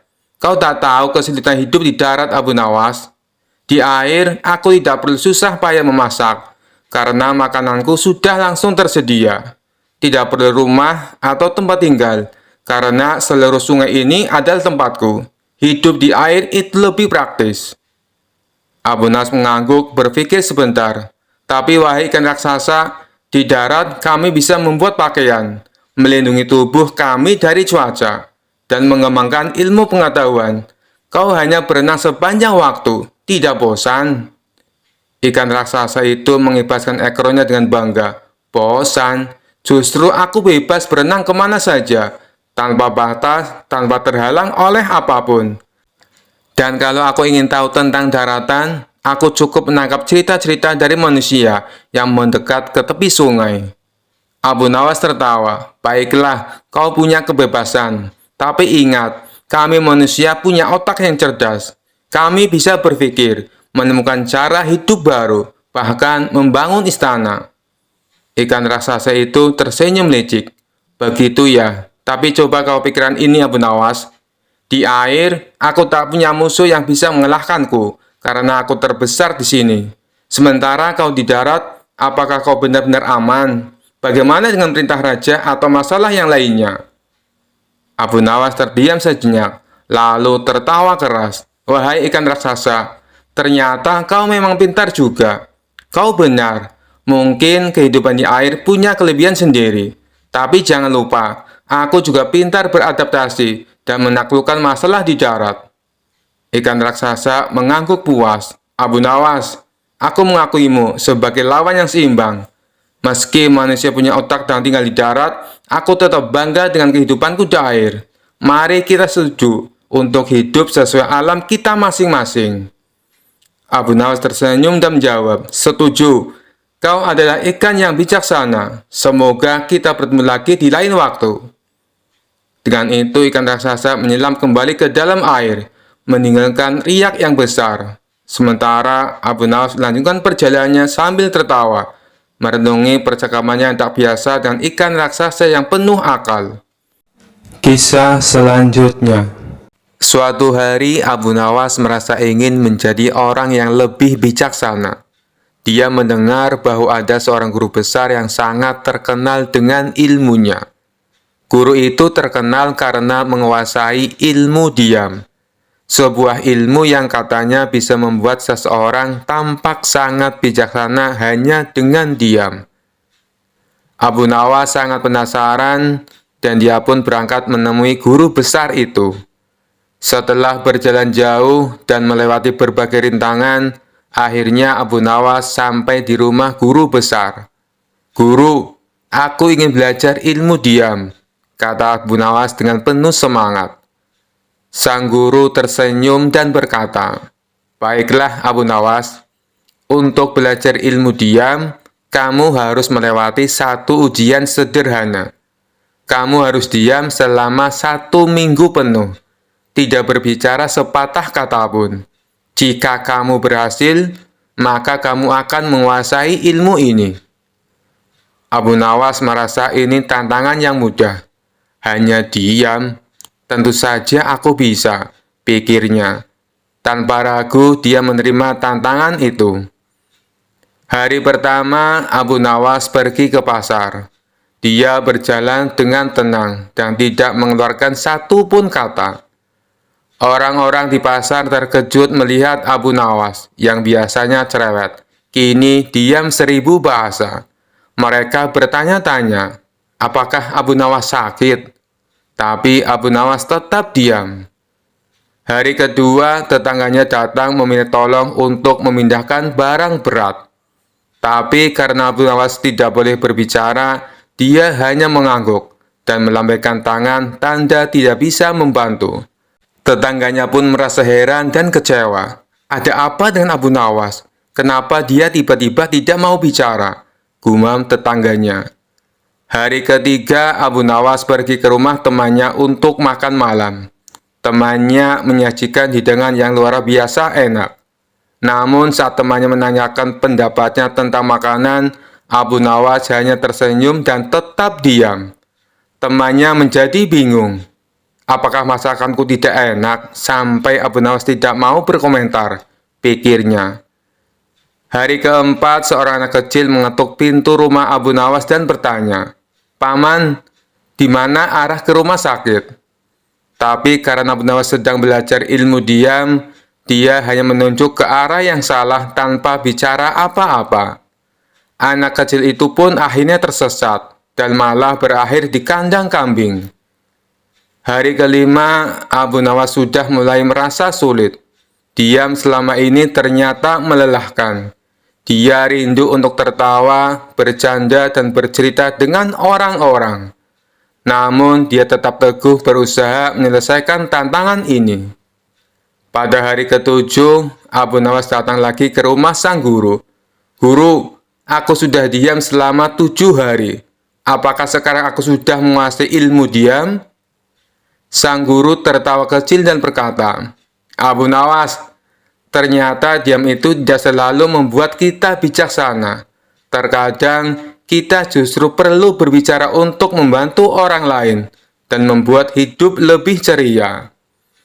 Abu Nawas terkejut, namun dia menyadari betapa benarnya kata-kata guru itu. Dengan senyum lebar di wajahnya, dia berkata, "Wah, ilmu diam ternyata lebih sulit dari yang kukira. Terima kasih, guru. Aku akan kembali berbicara lagi. Dan kali ini aku akan memilih kapan harus bicara dan kapan harus diam." Kisah selanjutnya. Dikisahkan di suatu sore, Raja Harun al-Rasyid duduk di taman istana sambil mendengarkan musisi istana bermain kecapi dan seruling. Musik itu mengalun merdu membuat suasana begitu damai. Namun tiba-tiba raja merasa penasaran tentang sesuatu. Dia memanggil Abu Nawas yang kebetulan sedang duduk santai menikmati angin sore di bawah pohon dekat taman. "Abu Nawas, aku punya pertanyaan serius untukmu," kata raja sambil menunjuk musisi yang masih bermain. "Silahkan Baginda, apa yang membuat hati Anda penasaran kali ini?" tanya Abu Nawas dengan senyum khasnya. "Aku ingin tahu Abu Nawas, menurutmu apa hukum mendengar musik seperti ini? Apakah diperbolehkan atau tidak?" Abu Nawas menggaruk kepalanya sebentar, lalu tersenyum lebar. "Baginda, bolehkah saya menjawab dengan jujur dan tanpa rasa takut?" "Tentu saja, aku tidak akan menghukummu," jawab raja dengan nada penasaran. Abu Nawas memulai dengan nada bijak. "Baginda, mendengar musik itu seperti meminum madu. Jika sedikit dan pada waktu yang tepat, itu menyegarkan hati. Tapi jika terlalu banyak, bisa membuat kepala pusing dan hati malas." Raja mengangguk-angguk. "Menarik. Tapi ada orang-orang yang mengatakan musik itu haram. Bagaimana menurutmu, Abu Nawas?" Abu Nawas tertawa kecil. "Baginda, mereka mungkin belum pernah mendengar musik yang enak. Kalau mereka mendengar musik yang dimainkan oleh musisi istana ini, mungkin mereka akan berubah pikiran." Para musisi tersenyum malu, sementara raja tertawa terbahak-bahak. Raja kemudian mencoba menjebak Abu Nawas. "Kalau begitu Abu Nawas, apakah menurutmu musik bisa membawa orang ke surga atau ke neraka?" Abu Nawas tersenyum licik. "Baginda, tergantung siapa yang mendengarkan. Kalau orang baik mendengarkan musik, dia bisa lebih bersyukur dan ingat kepada Tuhan.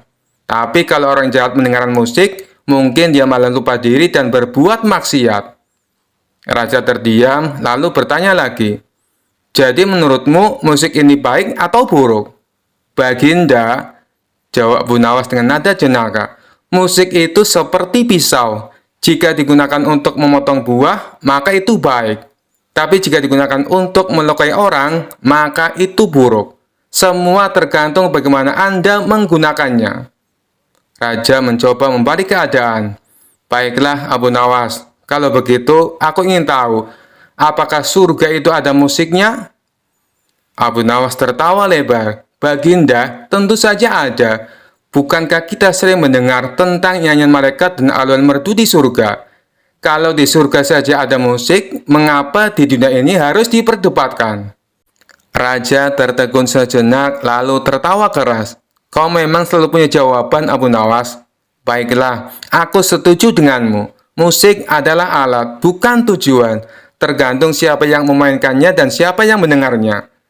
Tiba-tiba Abu Nawas menambahkan, "Tapi Baginda, jika ada yang bilang musik itu haram, suruh saja mereka mendengarkan suara nyamuk di malam hari. Itu juga semacam musik, tapi tidak ada yang melarang, bukan?" Raja dan semua yang hadir tertawa terbahak-bahak. Suasananya menjadi riang, dan sejak itu musik kembali dimainkan di istana tanpa perdebatan panjang. Abu Nawas sekali lagi membuktikan kecerdasannya dalam menjawab pertanyaan yang sulit dengan cara yang lucu dan penuh hikmah. Kisah selanjutnya.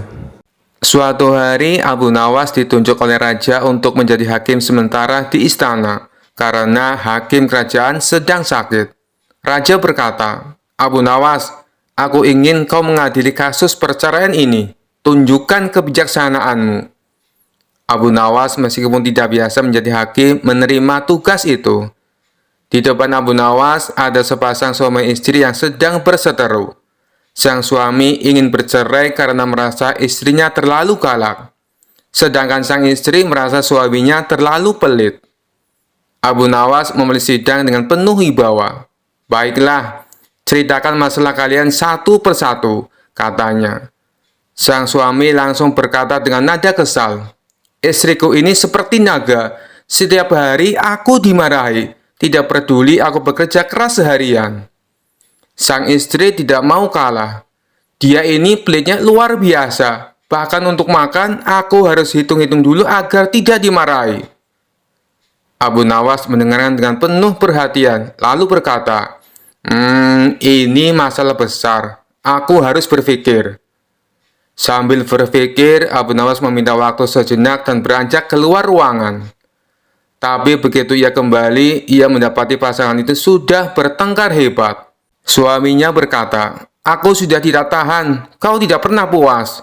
Istrinya membalas, kalau kau tidak pelit, aku juga tidak akan marah-marah. Abu Nawas bingung bagaimana cara menyelesaikan pertikaian itu tanpa memperlukan dirinya sendiri. Akhirnya ia memutuskan untuk melakukan sesuatu yang tidak biasa. Abu Nawas berdiri dengan tegas. Baiklah, karena kalian berdua tidak bisa akur, aku akan memberi kalian hukuman. Pasangan itu terkejut. Hukuman? Apa maksud Anda, Tuan Hakim? Abu Nawas tersenyum kecil. Kalian akan dihukum tinggal bersama selama 3 bulan di penjara istana. Kalian harus makan, tidur, dan melakukan semua kegiatan bersama. Jika setelah 3 bulan kalian masih ingin bercerai, maka aku akan menyetujuinya. Pasangan itu saling menatap. Sang suami tampak takut dan berkata, 3 bulan bersama dia di penjara, aku bisa mati muda. Sang istri juga ragu. 3 bulan dengan orang sepelit dia, aku bisa kelaparan. Akhirnya mereka berdua sepakat untuk berdamai. Kami akan mencoba untuk rukun kembali, Tuan Hakim. Tidak perlu dipenjara. Abu Nawas tersenyum lebar. Bagus, itu keputusan bijak. Ingat, lebih baik hidup rukun daripada saling menyalahkan. Raja yang mendengar kabar ini tertawa terbahak-bahak. Abu Nawas, kau benar-benar hakim yang unik. Kau hampir dipermalukan, tapi akhirnya justru berhasil menyelesaikan masalah. Abu Nawas dengan rendah hati menjawab, Baginda, menjadi hakim bukan hanya soal keadilan, tapi juga soal kebijaksanaan dan sedikit akal-akalan. Kisah selanjutnya. Di sebuah acara di Istana Raja Harun al-Rasyid hadir seorang tamu istimewa, yaitu Habib Ba'alawi, seorang ulama dari Yaman yang terkenal membanggakan nasabnya, yang katanya tersambung langsung ke Nabi Muhammad Shallallahu Alaihi Wasallam. Habib ini tidak hanya berbicara tentang ilmu agama, tetapi juga sering menyisipkan cerita tentang garis keturunannya. Aku adalah keturunan Rasulullah, maka sudah sepantasnya aku dihormati lebih dari siapapun di sini, katanya dengan suara lantang, membuat beberapa tamu istana merasa risih. Raja Harun yang tahu Abu Nawas pasti bisa menghibur suasana memanggilnya. Abu Nawas, kemarilah. Aku ingin kau berbincang dengan Habib Ba'alawi. Tapi hati-hati, dia sangat membanggakan garis keturunannya. Abu Nawas dengan senyum tipisnya segera menghampiri Habib Ba'alawi.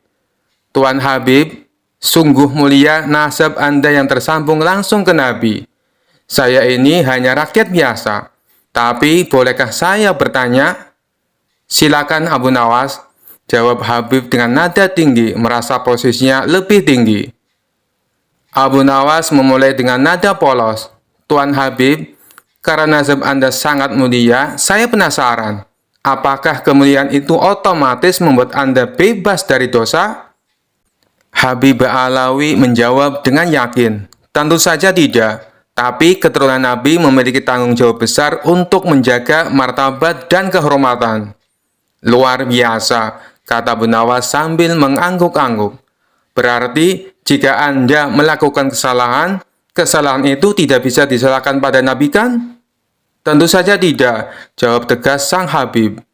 Kalau begitu Tuan Habib, lanjut Abu Nawas dengan senyum lecek. Mengapa Anda terus-menerus membanggakan nasab Anda? Bukankah yang penting itu amal perbuatan, bukan asal keturunan? Para tamu istana langsung menahan tawa. Sang Habib mulai gugup, tetapi mencoba mempertahankan wibawanya. Habib Ba'alawi menjawab dengan nada tinggi. Nasabku adalah kehormatan yang harus dijaga. Kau Abu Nawas, tidak tahu betapa sulitnya menjadi keturunan Nabi.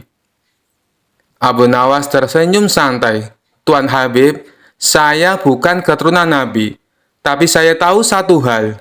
Di akhirat nanti, Tuhan tidak akan bertanya siapa nenek moyang kita, tetapi apa yang sudah kita lakukan di dunia ini.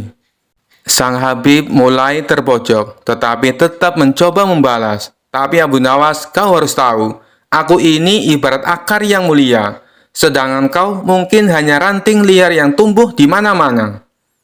Abu Nawas tertawa kecil. Tuan Habib, akar memang penting. Tapi jika pohonnya tidak berbuah, apa gunanya? Sedangkan ranting liar seperti saya, meskipun kecil, kadang bisa memberi buah yang manis. Raja Harun al-Rasyid langsung tertawa terbahak-bahak mendengar jawaban Abu Nawas. Para tamu pun ikut tertawa, sementara wajah Habib mulai memerah karena malu. Melihat suasana semakin panas, Abu Nawas menambahkan, "Tuan Habib, jangan marah. Anda seperti permata. Saya seperti batu biasa. Tapi ingat, bahkan permata tetap harus diasah agar berharga. Sedangkan batu biasa seperti saya kadang bisa menjadi pondasi rumah yang kuat." Sang Habib hanya terdiam, menyadari bahwa Abu Nawas tidak hanya cerdas tetapi juga berbicara dengan penuh makna. Dengan malu-malu ia berkata, "Abu Nawas, kau benar. Aku harus lebih banyak belajar rendah hati." Abu Nawas tersenyum, "Tuan Habib, kita semua belajar. Saya pun belajar dari Anda.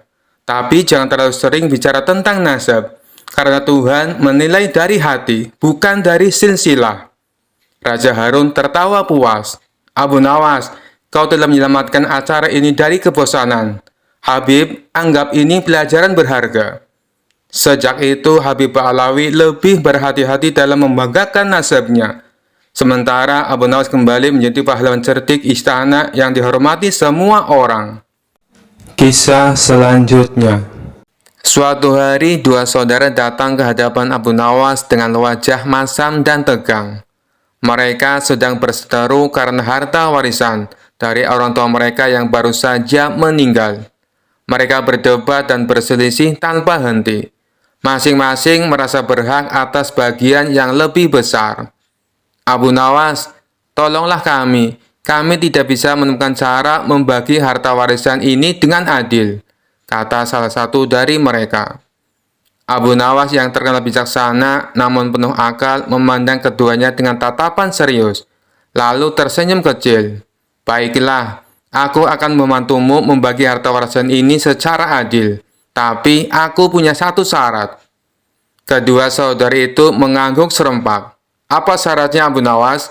"Kami akan menurut," jawab mereka. "Syaratnya," kata Abu Nawas sambil menahan tawa dalam hati, "kalian harus menjalankan metode pembagian yang kuciptakan sendiri. Jika setuju, kalian tidak boleh mengeluh atau menolak." Keduanya langsung setuju karena yakin Abu Nawas pasti akan bersikap adil.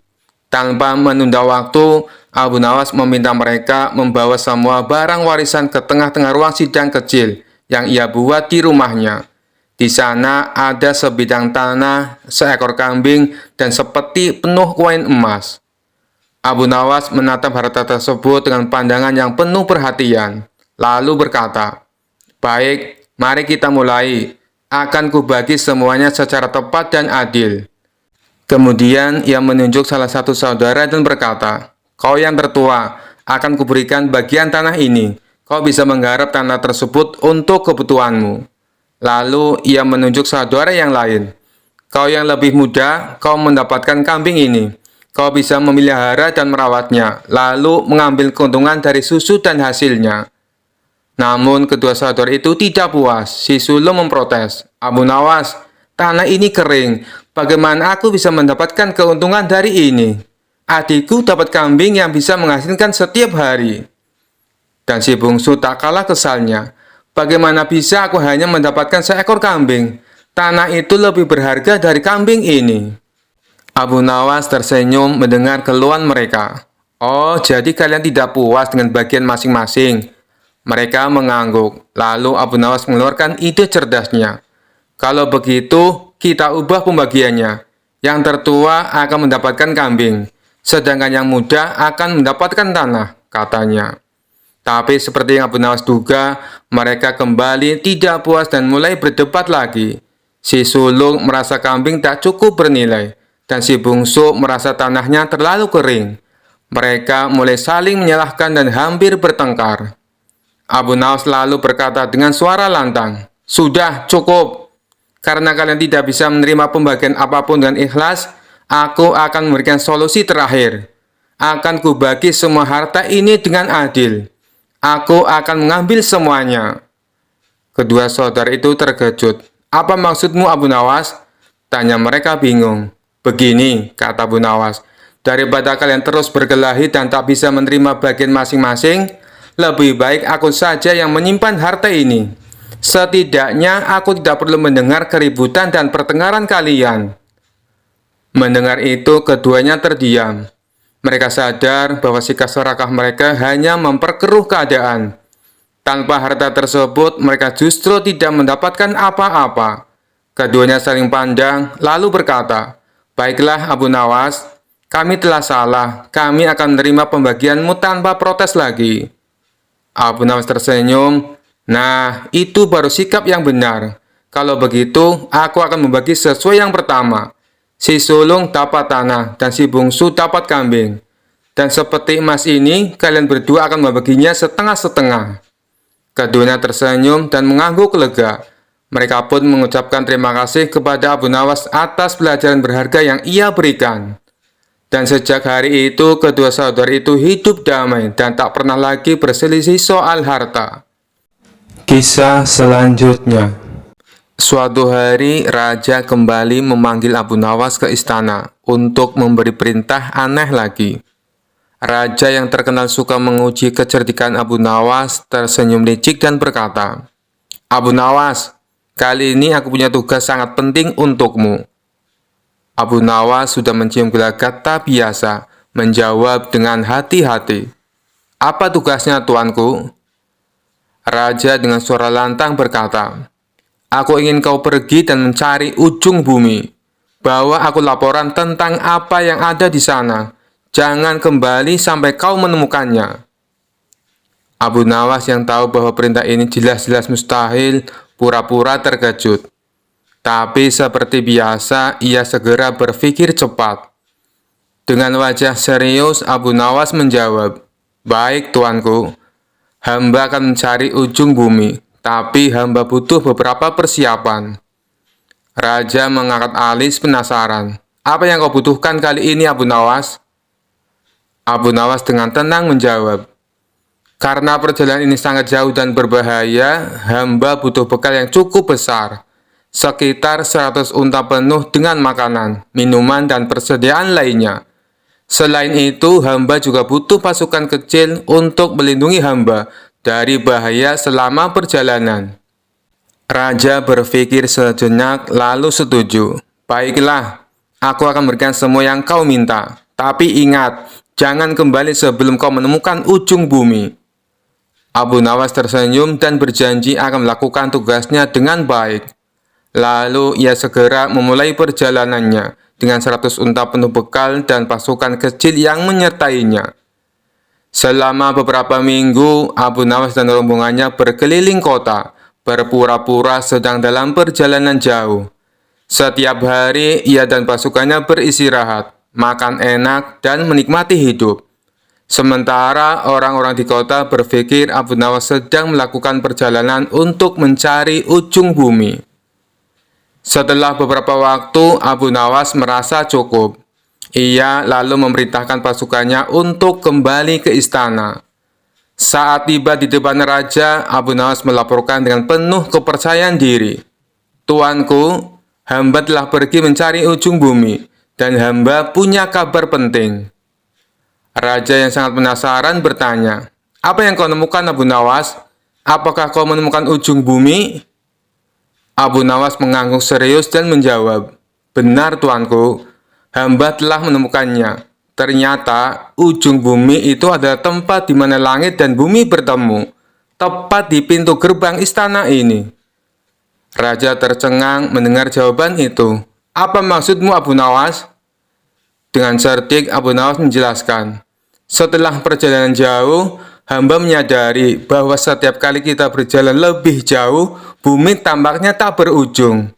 Tapi ketika hamba kembali ke istana ini, hamba menyadari bahwa semua perjalanan berakhir di sini, tempat di mana tuanku berkuasa. Inilah ujung bumi, karena di sini segala sesuatu bermula dan berakhir." Raja terdiam sejenak, berpikir keras. Ia tahu Abu Nawas sedang bermain-main dengan logika, tapi jawaban itu sangat masuk akal dan filosofis. Akhirnya raja tertawa terbahak-bahak dan berkata, "Abu Nawas, kau memang tak pernah gagal membuatku kagum. Kau telah melaksanakan tugasmu dengan baik. Ujung bumi memang berada di sini, di bawah kekuasaanku." Semua orang istana ikut tertawa, sementara Abu Nawas tersenyum puas. Sekali lagi ia berhasil keluar dari tugas mustahil dengan cara yang cerdik dan kocak, membuat raja tak bisa berkata apa-apa selain tertawa. Kisah selanjutnya. Suatu hari Abu Nawas terlibat dalam sebuah perdebatan dengan seorang Yahudi yang cerdas dan suka berargumen. Orang Yahudi itu terkenal sering mengajukan pertanyaan-pertanyaan sulit untuk menguji kepercayaan orang lain. Kali ini ia memutuskan untuk menantang Abu Nawas dalam sebuah perdebatan tentang keberadaan siksa kubur. Yahudi itu mendatangi Abu Nawas dengan senyum sinis dan langsung bertanya, "Abu Nawas, kau ini terkenal cerdik, tapi aku ingin tahu apakah kau bisa menjawab pertanyaanku. Apakah benar siksa kubur itu ada?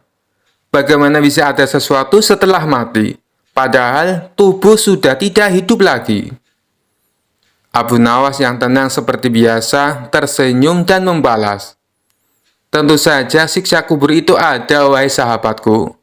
Hanya karena kita tidak bisa melihatnya dengan mata kepala sendiri, bukan berarti itu tidak ada."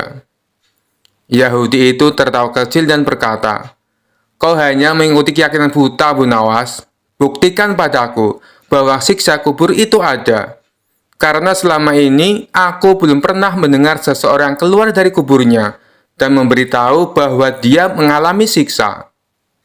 Abu Nawas mengelus jenggotnya, berpikir sejenak lalu berkata dengan nada serius, "Baiklah, kalau kau ingin bukti, aku akan memberimu bukti sekarang juga. Tapi aku butuh bantuanmu sedikit." Yahudi itu penasaran dan setuju.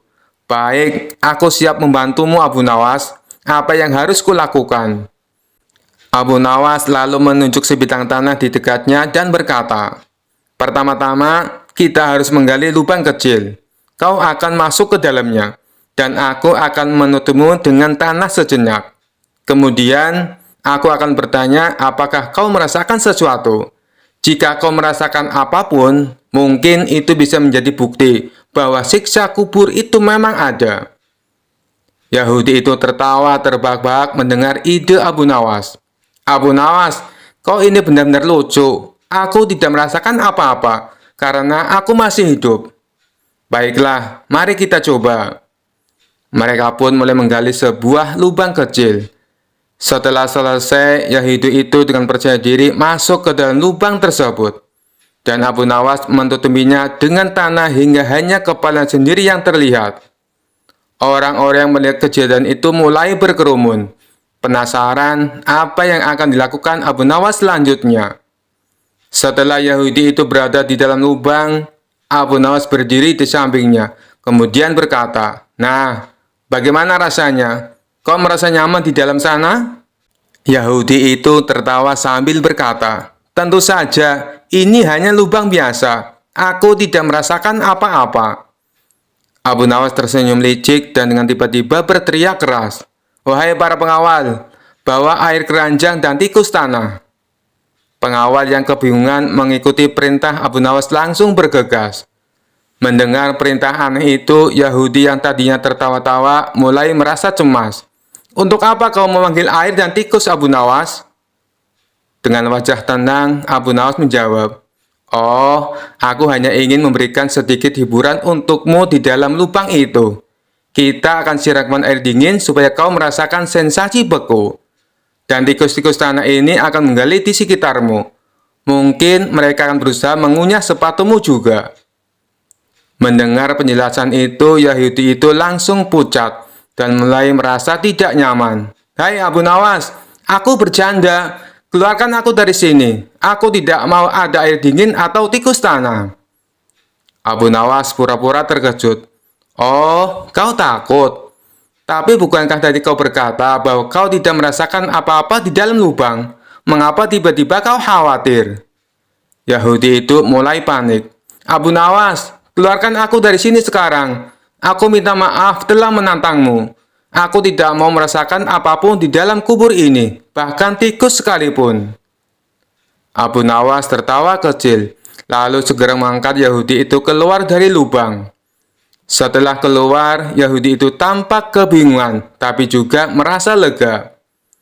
Abu Nawas menepuk bahu Yahudi itu sambil berkata, "Kau lihat sahabatku, bahkan di lubang kecil itu, ketika aku menyebutkan tentang siksa kecil seperti air dingin dan tikus, kau sudah mulai takut.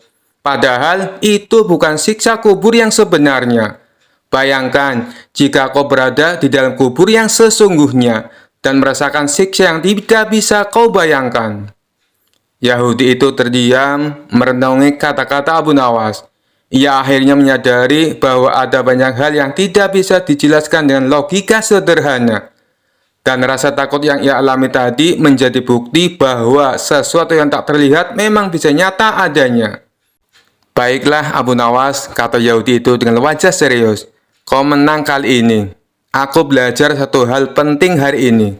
Kadang sesuatu yang tidak terlihat justru lebih menakutkan daripada yang bisa kita lihat." Abu Nawas tersenyum dan menjawab, "Betul sekali sahabatku, bukan hanya mata yang menjadi saksi kebenaran, tapi juga hati dan perasaan. Semoga kau mendapatkan pelajaran dari pengalaman ini." Kisah selanjutnya. Suatu hari, raja sedang dalam suasana hati yang sangat aneh. Ia ingin menguji kecerdikan Abu Nawas sekali lagi dengan perintah yang mustahil.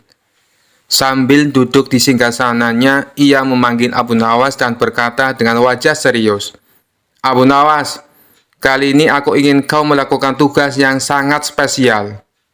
Abu Nawas yang sudah terbiasa dengan perintah-perintah aneh dari raja, langsung tahu pasti akan ada sesuatu yang sulit kali ini. Tapi ia tetap tersenyum dan bertanya, "Apa perintah paduka kali ini?" Raja menatap Abu Nawas dengan tatapan tajam dan berkata, "Aku ingin kau mencari pohon yang bisa berbicara. Bawa pohon itu ke istana dan buktikan bahwa ia bisa berbicara." Abu Nawas terdiam sejenak, lalu tertawa kecil di dalam hati. Ia tahu bahwa tugas ini mustahil dilakukan. Namun, ia tidak ingin mengecewakan raja. Jadi, ia memutuskan untuk menerima tantangan ini dengan cara yang cerdik. "Baiklah, paduka," kata Abu Nawas sambil tersenyum. "Berikan aku waktu seminggu, dan aku akan mencari pohon yang bisa berbicara." Raja mengangguk setuju, meski dalam hati merasa yakin Abu Nawas tidak akan bisa menyelesaikan tugas ini. Selama seminggu, Abu Nawas berpikir keras mencari cara untuk menyelesaikan tugas tersebut.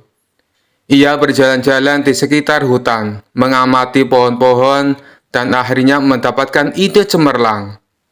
Setelah seminggu, Abu Nawas kembali ke istana dengan wajah penuh percaya diri.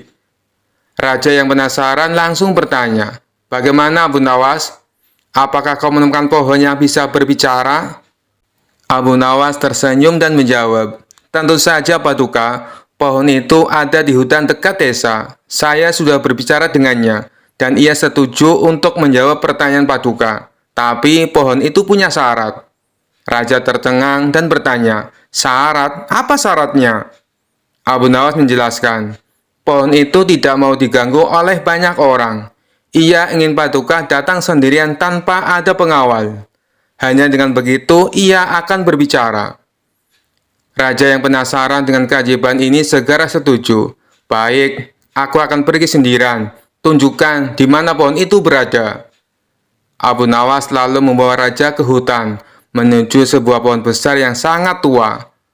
Pohon itu tampak kokoh dengan akar yang besar menjalar di sekelilingnya.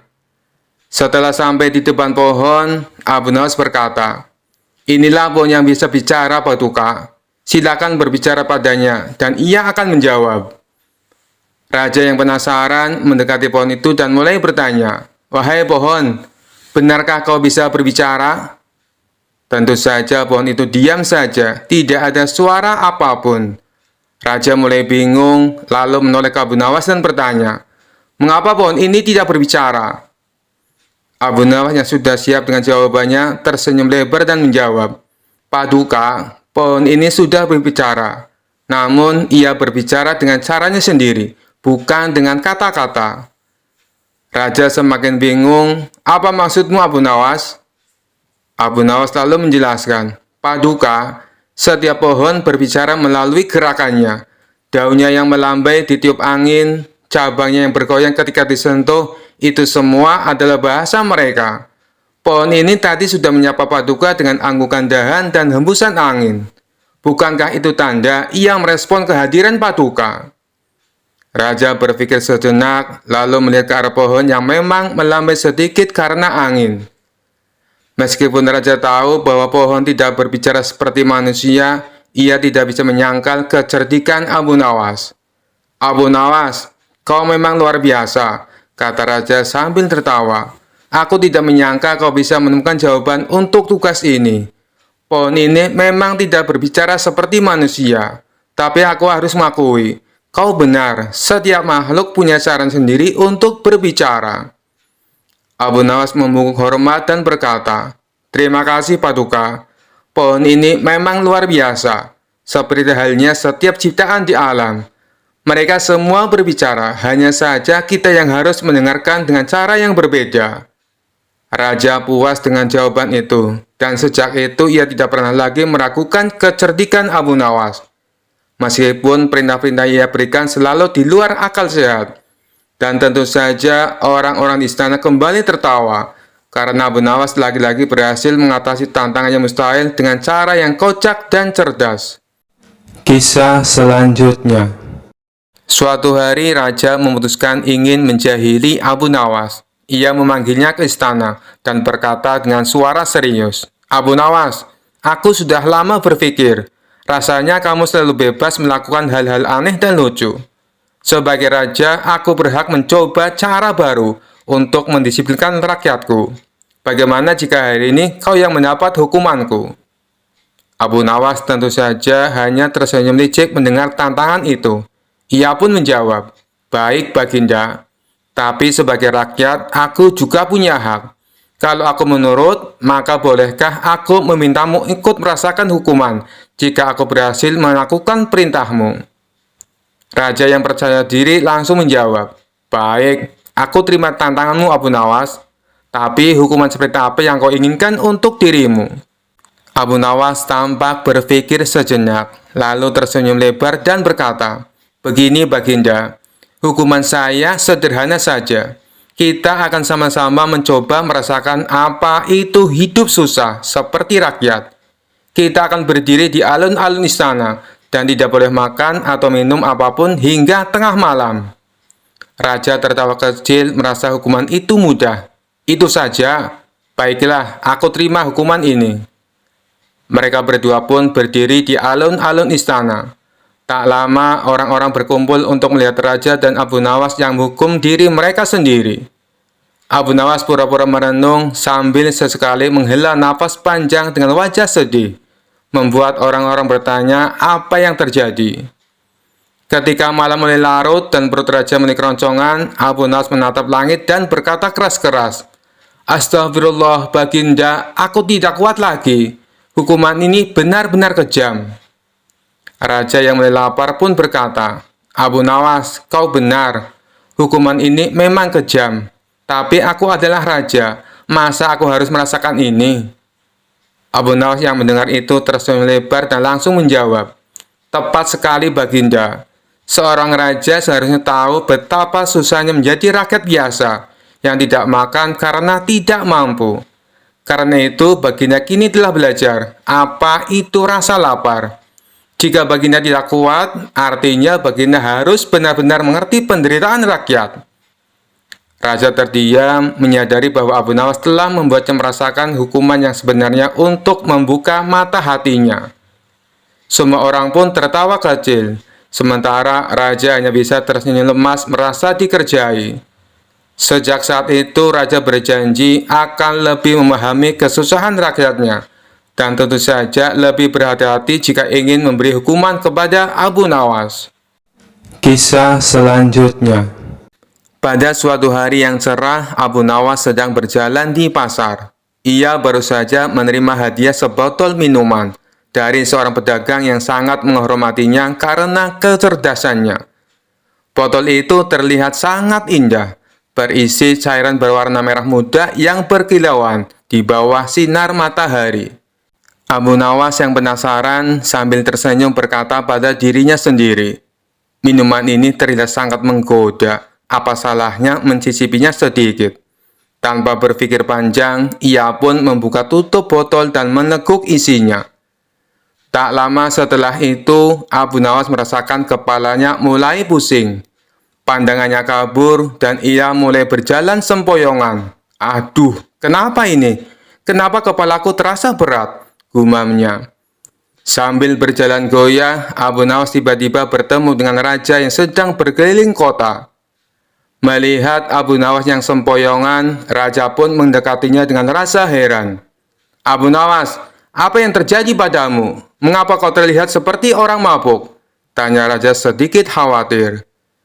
Dengan suara yang sedikit melantur, Abu Nawas menjawab, "Tuanku, hamba baru saja meminum sesuatu dari botol ini, dan tiba-tiba hamba merasa seperti terbang ke awan." Raja terkejut dan penasaran. "Botol apa yang kau minum itu, Abu Nawas? Apakah itu minuman keras?" Abu Nawas sambil berusaha tetap berdiri tegak menggelengkan kepalanya dengan dramatis. "Oh tidak, tuanku, ini bukan minuman keras. Ini lebih dari itu. Ini adalah minuman keajaiban." Raja yang semakin penasaran bertanya, "Keajaiban?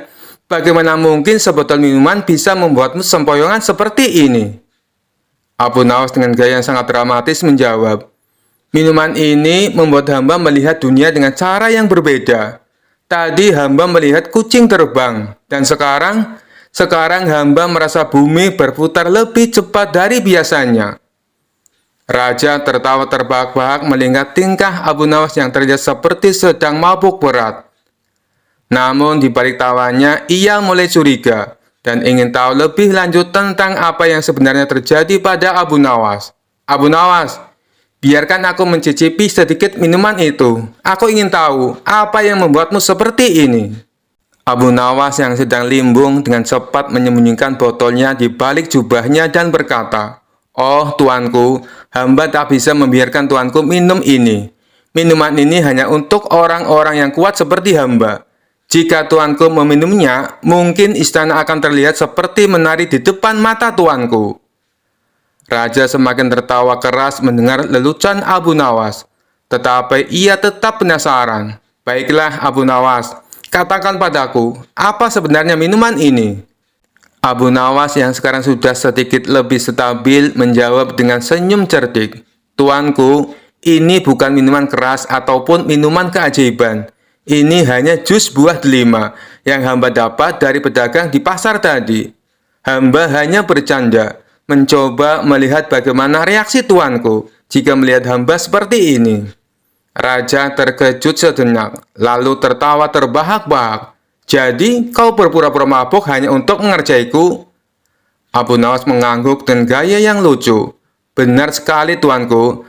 Hamba hanya ingin melihat apakah tuanku akan percaya kalau hamba mabuk gara-gara jus delima. Ternyata minuman sederhana ini bisa membuat siapapun tertawa, termasuk tuanku."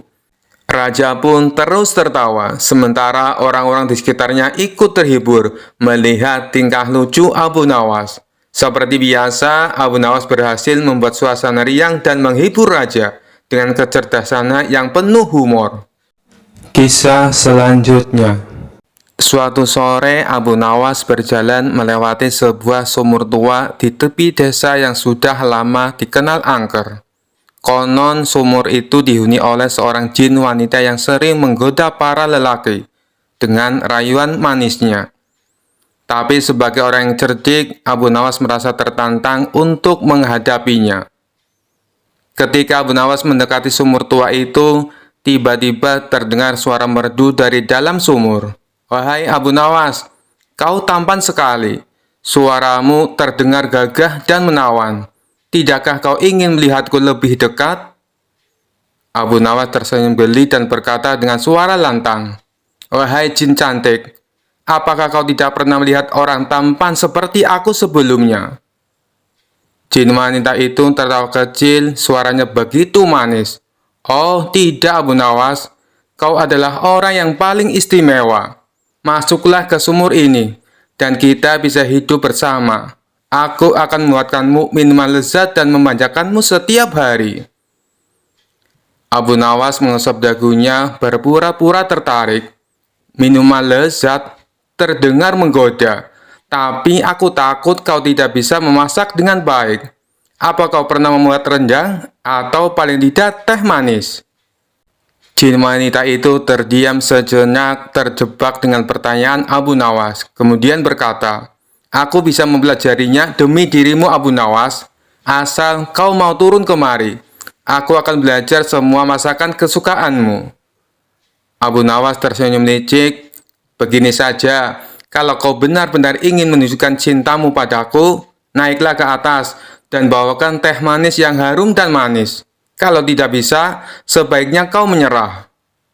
Jin wanita itu kebingungan, merasa tersudut. "Maaf Abu Nawas, aku tak bisa meninggalkan sumur ini. Tapi kumohon, turunlah ke sini dan kita akan hidup bahagia." Abu Nawas pun mengeluh, pura-pura merajuk.